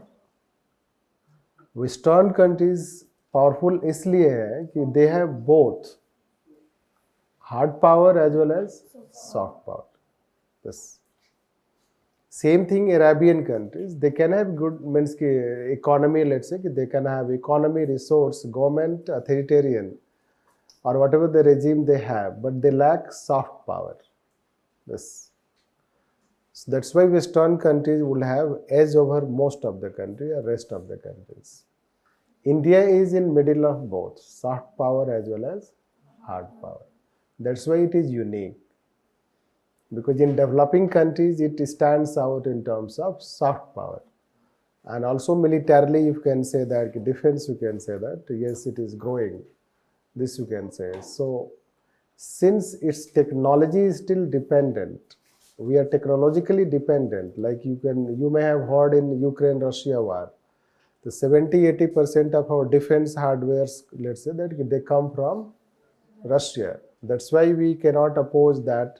We cannot go against Russia. This dependence, technological dependence. This you can say. So, although we have one of the biggest military, you can say this. That we can say. Similarly, government, let's say, still, let's say, they are strong many a time. Let's say, nowadays we have a strong leadership. So strong leadership, it has changed the image of our country. So when a country gets a strong leadership, but when we had 23 years of coalition government, the coalition government, you know that it gave weak leadership.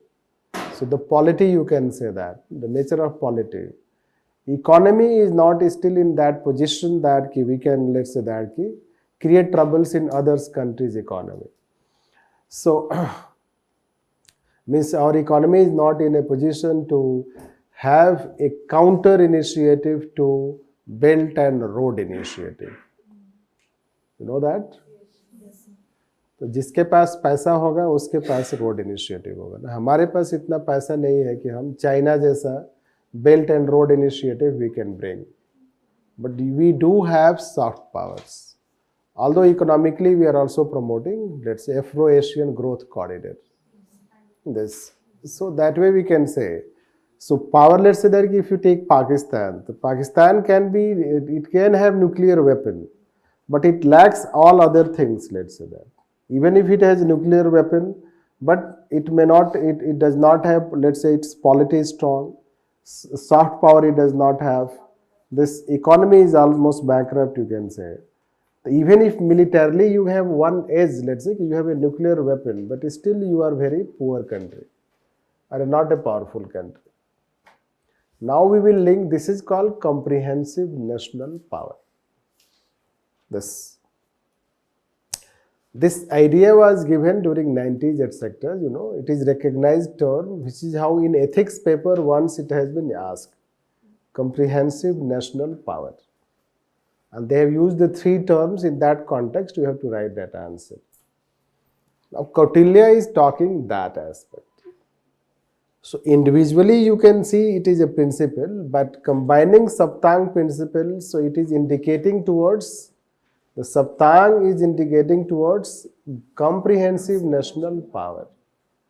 How we can make a state strong, in which you can see that the king is, let's say, his leadership, his personality, you can say, Amatya, let's say, mantri or the ministers, you can say, that is how polity we can consider. The leader and the polity, then we can say kosha, it is related to economy. Defense, danda, you can say. Territory is, let's say, it's about the sovereignty of the territory, you can consider. And then fortification is, let's say, you have, whether you have ballistic defense. You should have, let's say, that a system of, let's say, that defense which cannot be penetrated, which cannot be, let's say, that breached. Fortification. The fortification is a kind of security guarantee. How we guarantee security. So you can say that there are, let's say, that different types of system. It can be soft power, it can be hard power, it can be defense system, which cannot be penetrated like the way Israel has developed. So this way, this is how we can link it, called Saptanga principle, which is relevant today, and that is how we are trying to also, let's say, that follow this. During COVID crisis, it was given as a reference. You should all know also this. Because COVID crisis demanded fortification of territory, because it demanded social distancing and a strong state, you can see that, controlling, let's say that. So it was referred during Kautilya time, during COVID time, this Saptanga principle, or we can indirectly link with comprehensive national power. This is what we have to talk, so let's write on this. By Saptanga principles,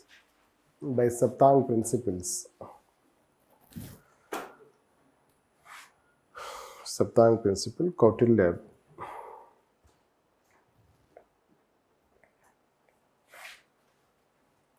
Kautilya highlights significance of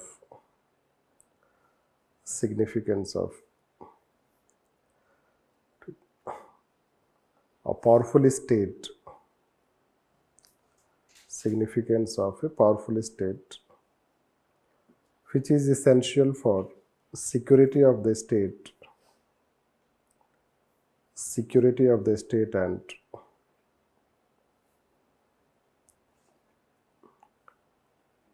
prosperity of people. Prosperity of people. Yes. In present context, it is linked to. In present context, it is linked to comprehensive national power,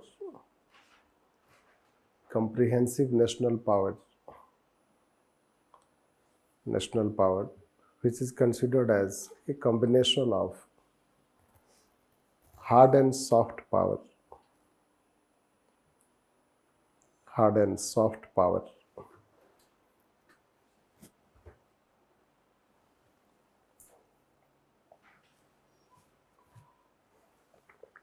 Hard and soft power.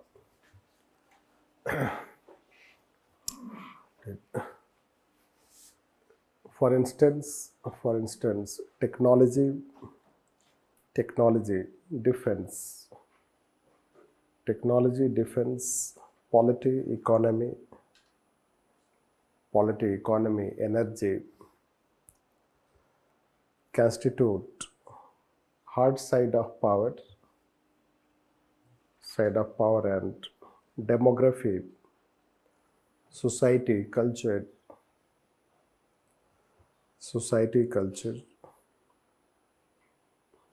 peace and harmony are considered soft power.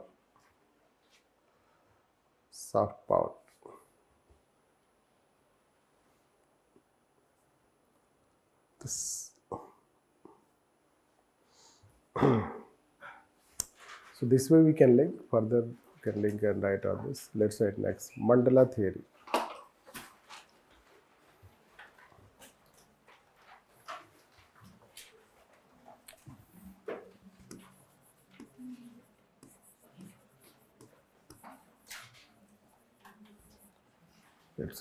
It deals with international relations.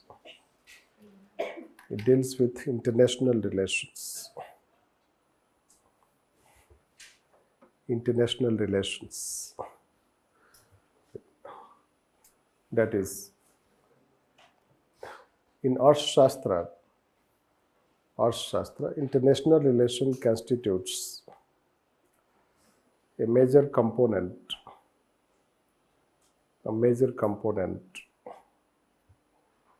as security of the state that time was strongly linked to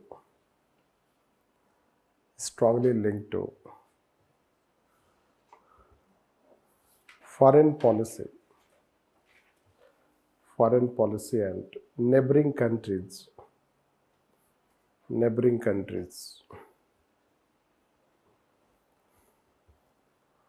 Hence, Kautilya gives both descriptive and prescriptive analysis of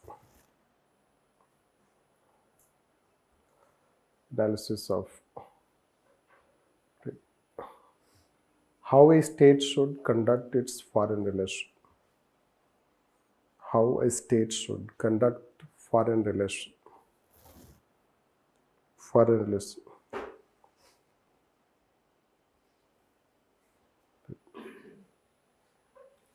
He describes king first.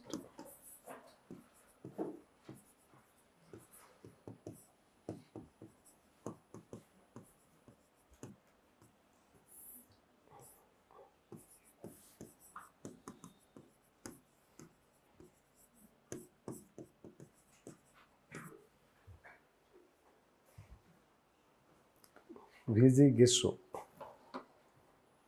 that is an aspirational king. That is, the king should aspire to acquire others' territory and expand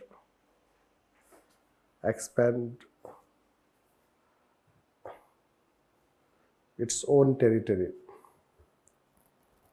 its own territory.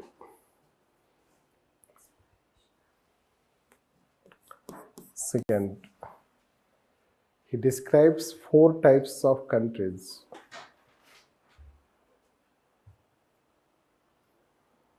Four types of countries.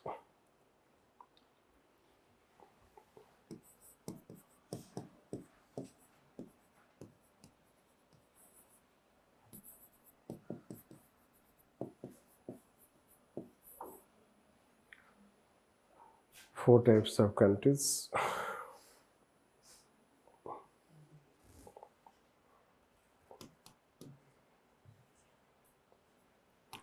Ari means enemy, Mitra means friend, this.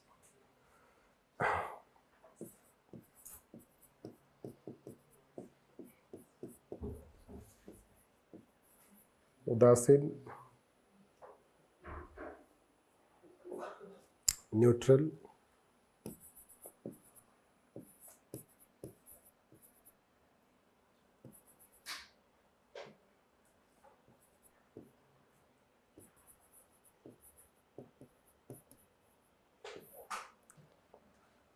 Mediate.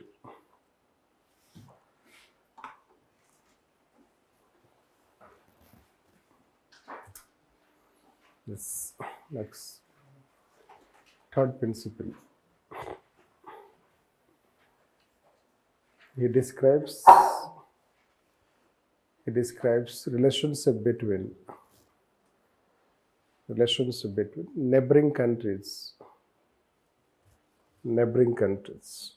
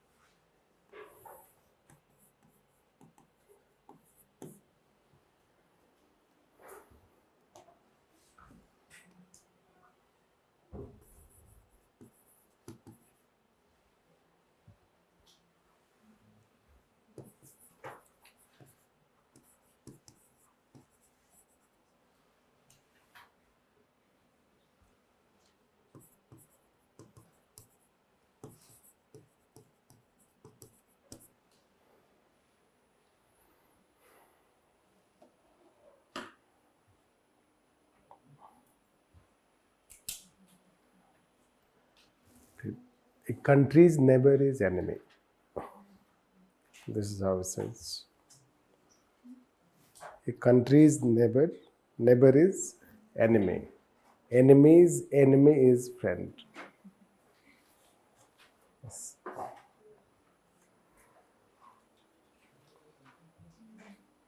So let's write on this. A country's neighbor is enemy. A country's neighbor is enemy. Neighbor is enemy, like Pakistan and China for India. And their enemies like Afghanistan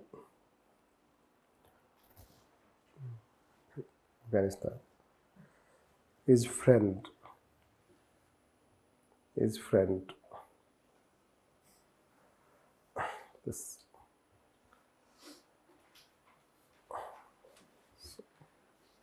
That is what we can say. Let's next 4 different strategies. 4 strategies to conduct international relations. 4 strategies to conduct international relations.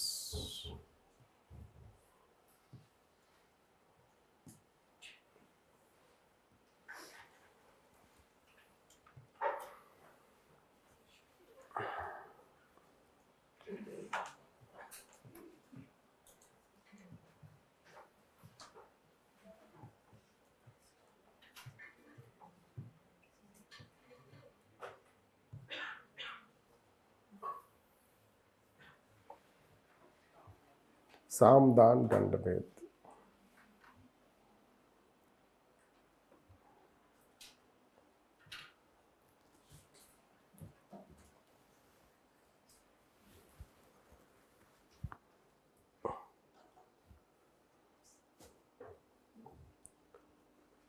Sam is related to reconciliation. Reconciliation. Reconciliation.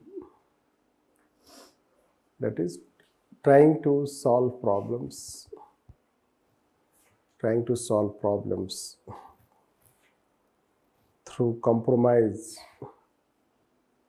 Compromise or relenting on one's stand. Relenting on one's stand. Stand. Next, dana means dan.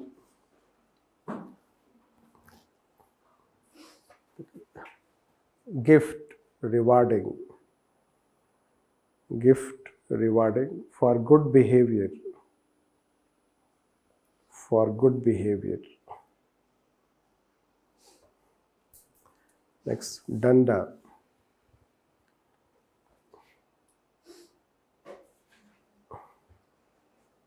That is punishment.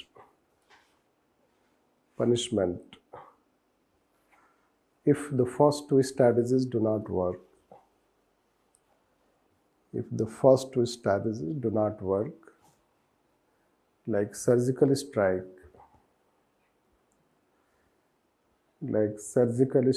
on Pakistan.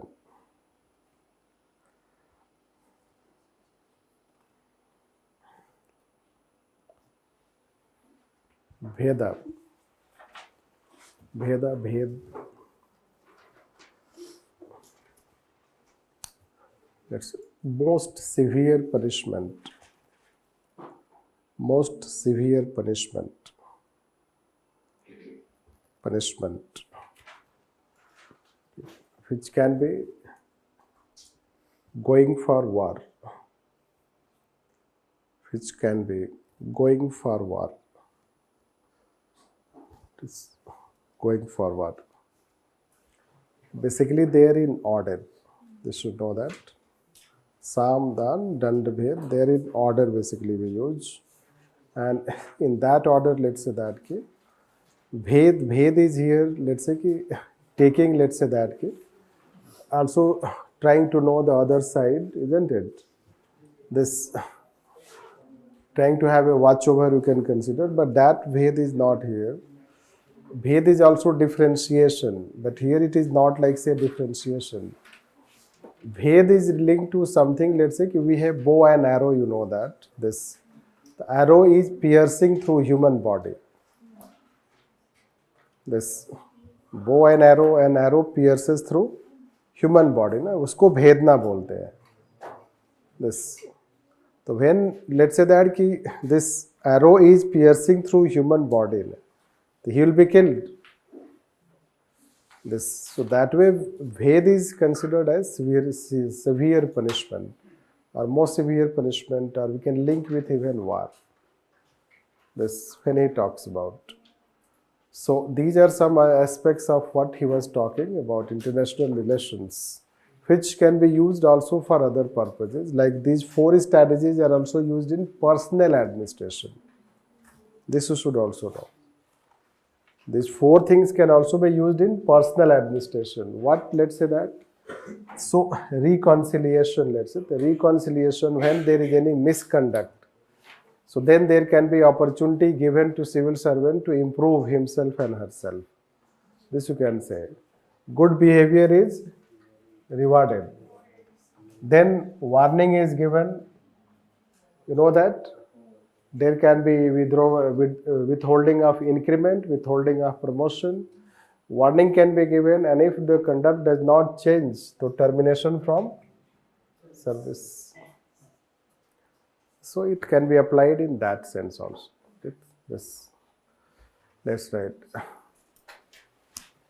His strategy for international relation was based on hard power principle, although he considered war to be the last resort or last option.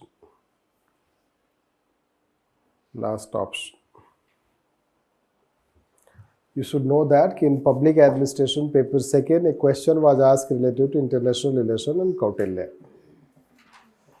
That question will come once we finish Kautilya. Yes. So that way a bit of knowledge needed related to this. Let's read it. Nature of economy last.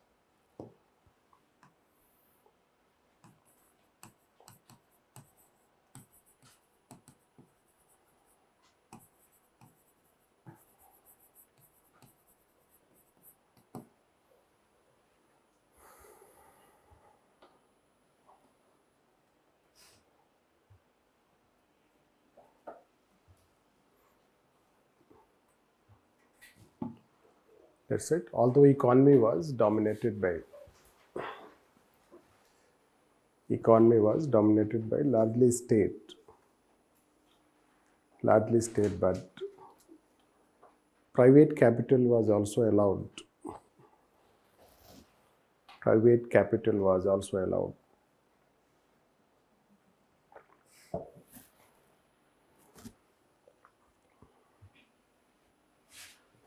Private capital was also allowed that in field of trade, commerce and industry. In the field of trade, commerce and industry.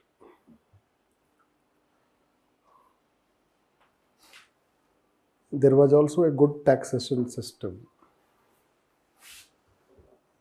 Good taxation system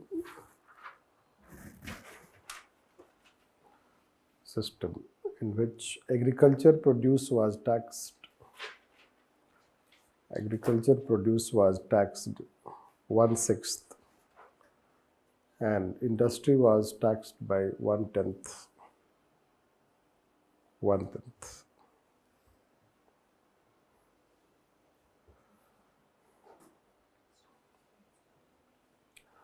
Next, the tax revenue was also used for welfare of people. The tax revenue was also used for welfare of people.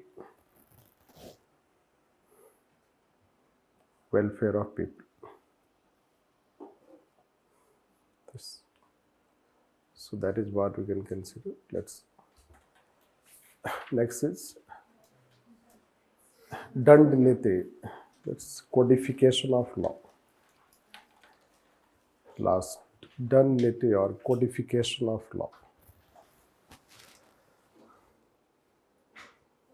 Dand Niti or codification of law. That is, the legal system was also well developed.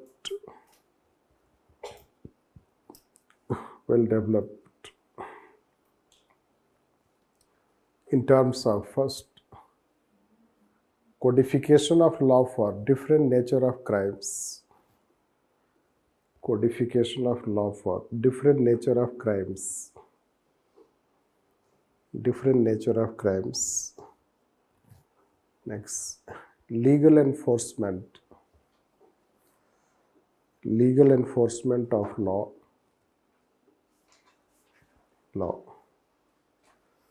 Next, judicial system for adjudication of law.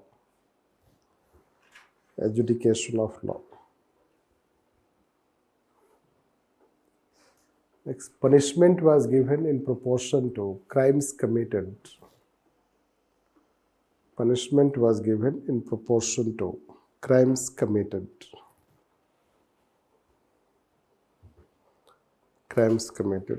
Although there were also harsh punishments.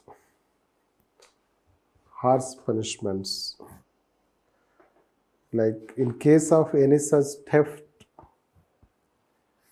in theft cases,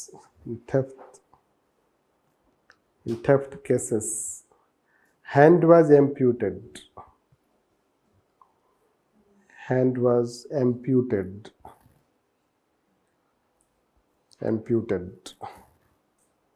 Hand was chopped, cut, isn't it?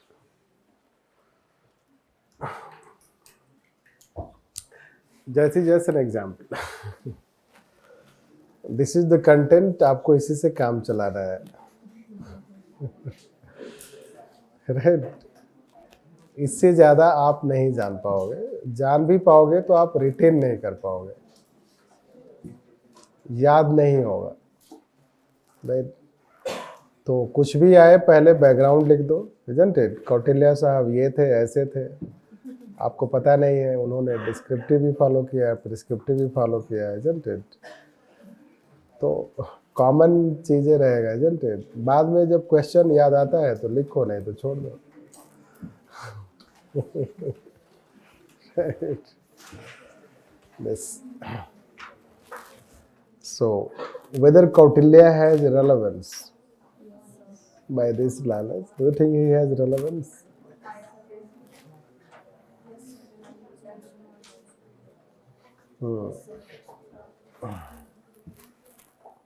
Yes. Yes. Let's take questions. पता चल जाएगा.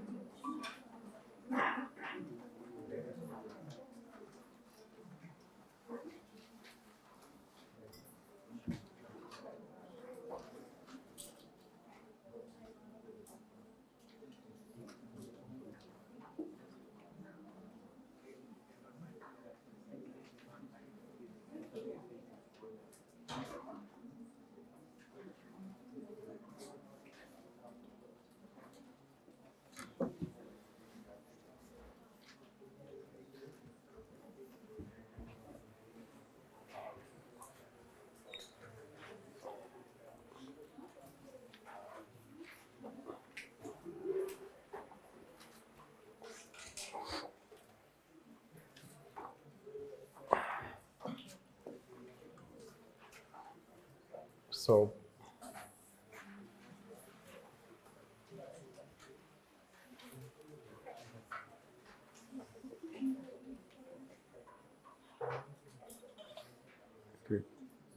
Can we say this?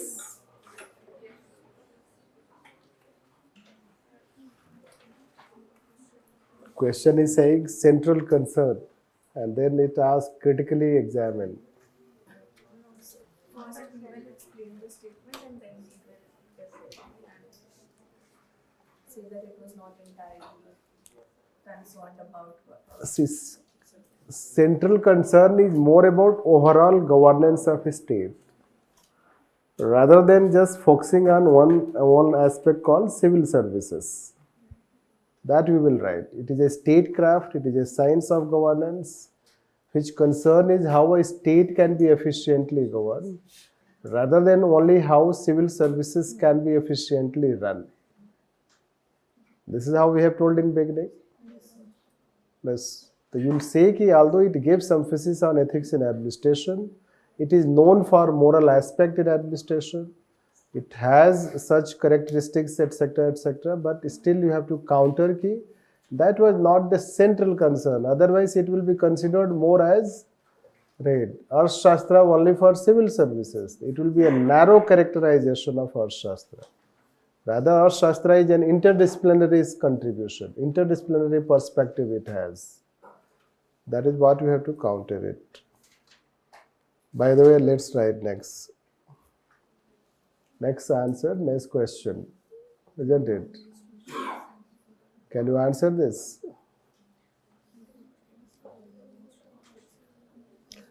देख लो कैसे कैसे question पूछती है UPSC.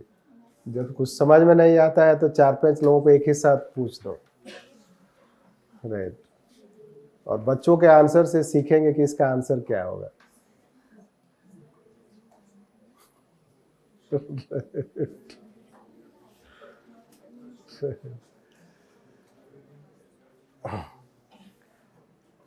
अभी आपको पता नहीं है इंडियन एडमिनिस्ट्रेशन के बारे में, तो लेट्स से दैट की अच्छी बात नहीं है आपसे पूछना, isn't it? This, by the way, Indian administration is based on Max Weber. Kautilya का philosophical influence है.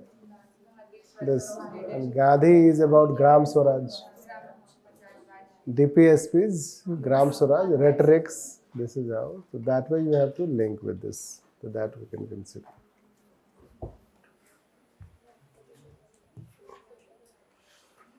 The next.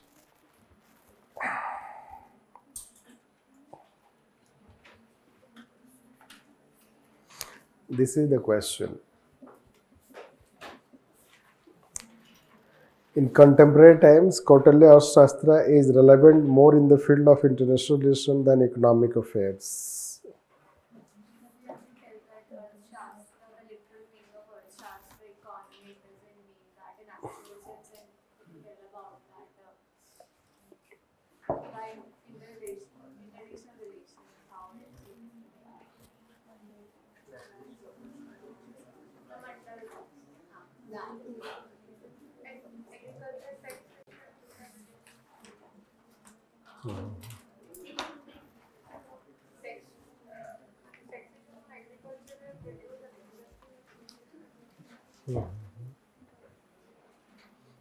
Post-1991, government's role in the market has been reduced, and Kautilya system is also talking about the more role of state in the economic affairs, and now the role of the state has been reduced. So it is better to say that in the economic aspect we are different from Kautilya, while Mandala theory is still relevant in the international affairs. Good perspective, by the way. So that is how, let's say that you can take, it can be a perspective one, कि government role in the field of economy has reduced. Largely you conduct through private. It can be one point.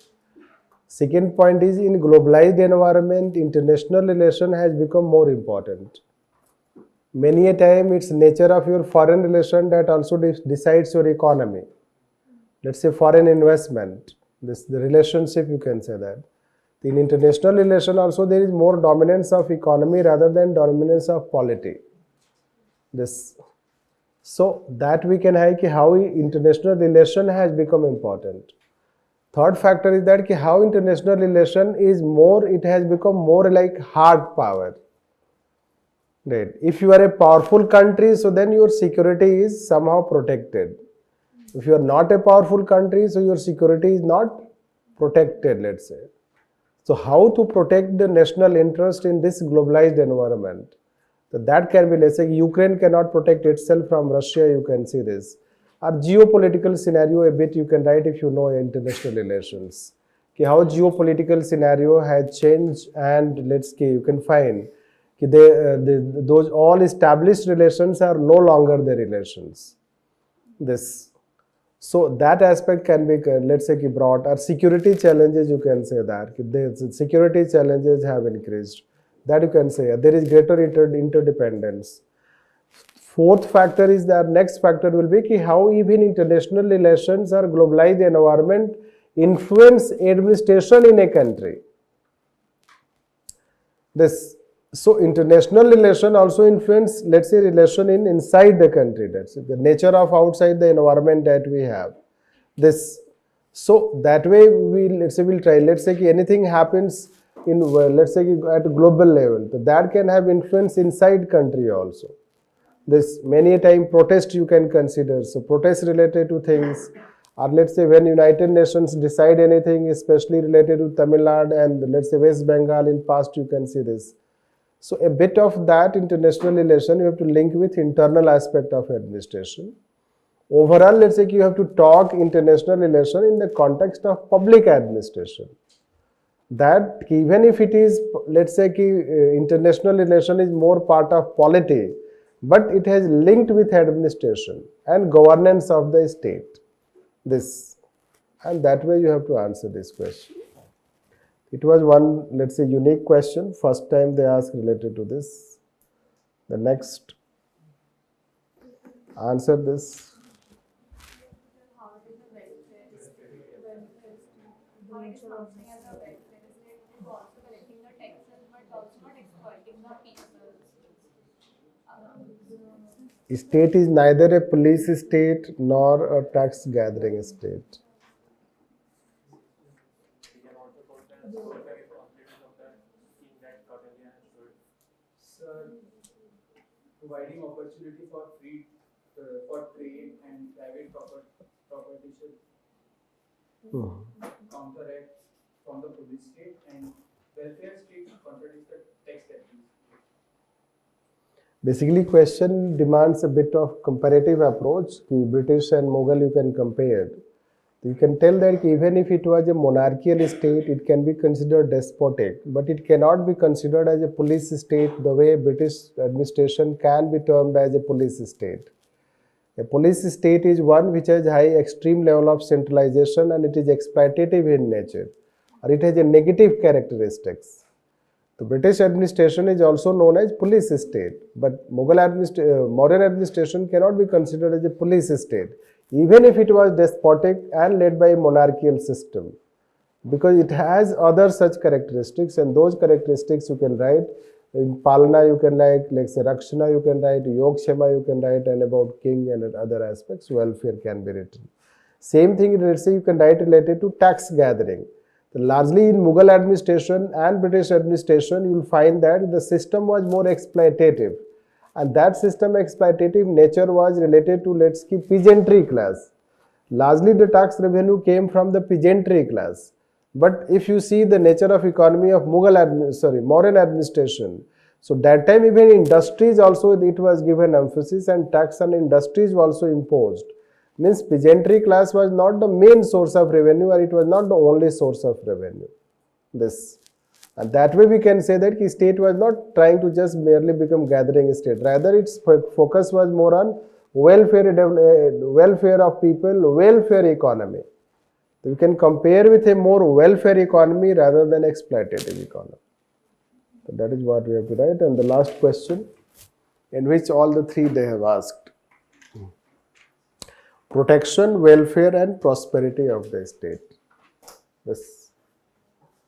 So protection is related to what you can say. Rakshana you can talk, and welfare and prosperity you can talk what. Yogshema you can talk, and that is how you can link about this. It is a very macro level of question.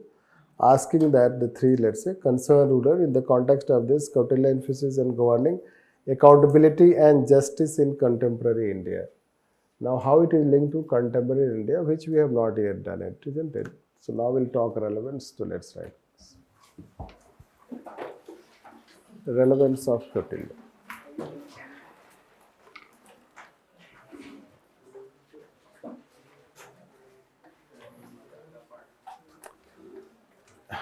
Relevance of Kautilya.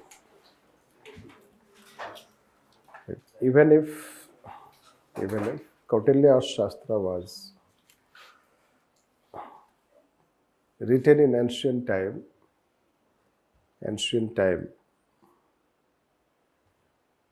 still it has its relevance in modern times, modern and contemporary times,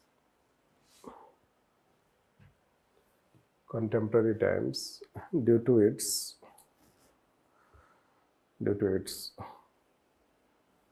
normative elements on the one hand, and on the other,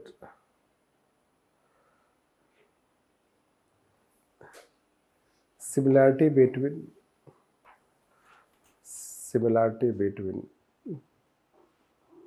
two administrations,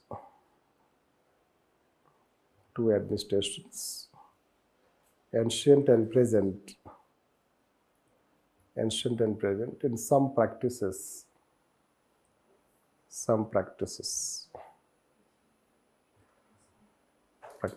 Like first, the idea of Raj Dharma and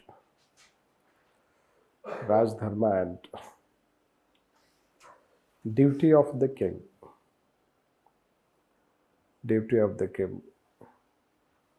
It is related to role and responsibility of the government.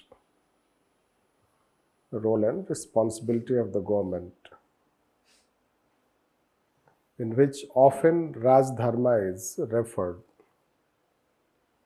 When the government does not follow,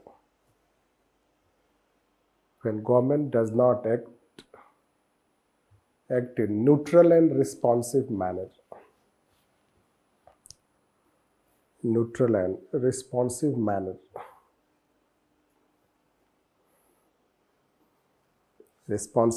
Like Manipur incident. Once Vajpayee reminded of Raj Dharma.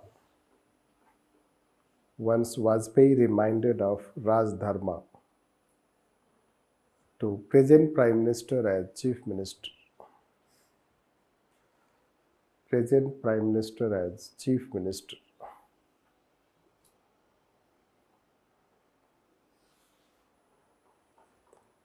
Next, welfare of people.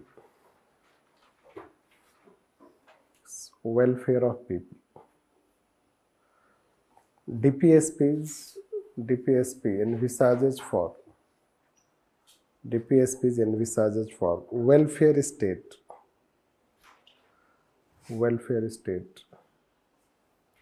In fact, social justice has become one of the most important objectives of a state.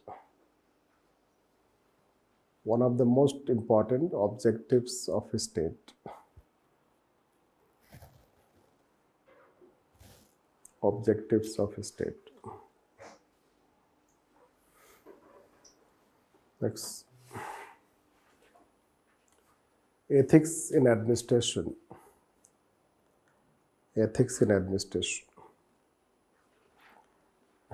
In present time, administration struggles to adhere principles of ethics.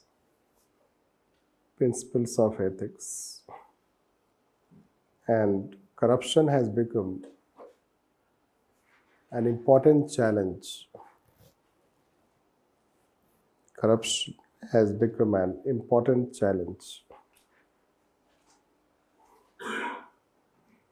Important challenge. Kautilya focus and corruption. Focus and corruption can provide lessons for improving ethics in administration.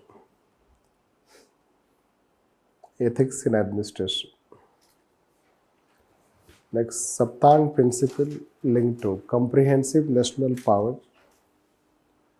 Saptanga principle linked to comprehensive national power.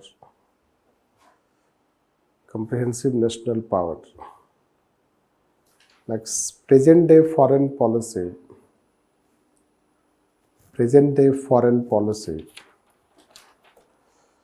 Of the government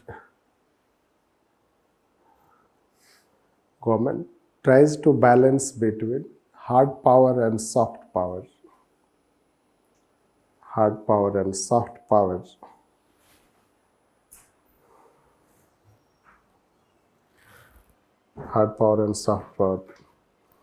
Even Kautilya Arthashastra has been introduced.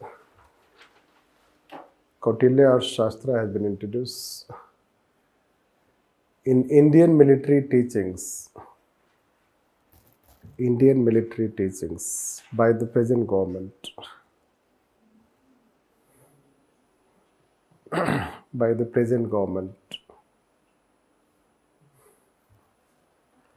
Change paragraph. In fact, Constitution has philosophical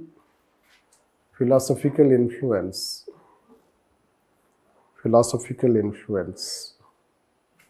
And one such philosophy is provided by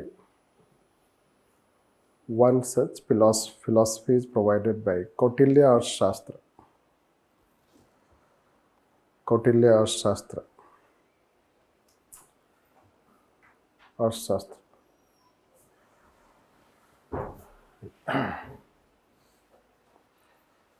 So that way we can write relevance.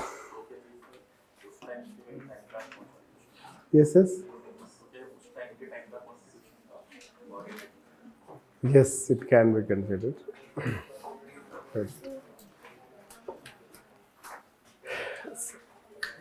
Relevance you'll understand when you understand about Indian administration. This, including Constitution. No, Constitution का नाम सुना होगा आप, शुरू भी करेंगे day after tomorrow. Right?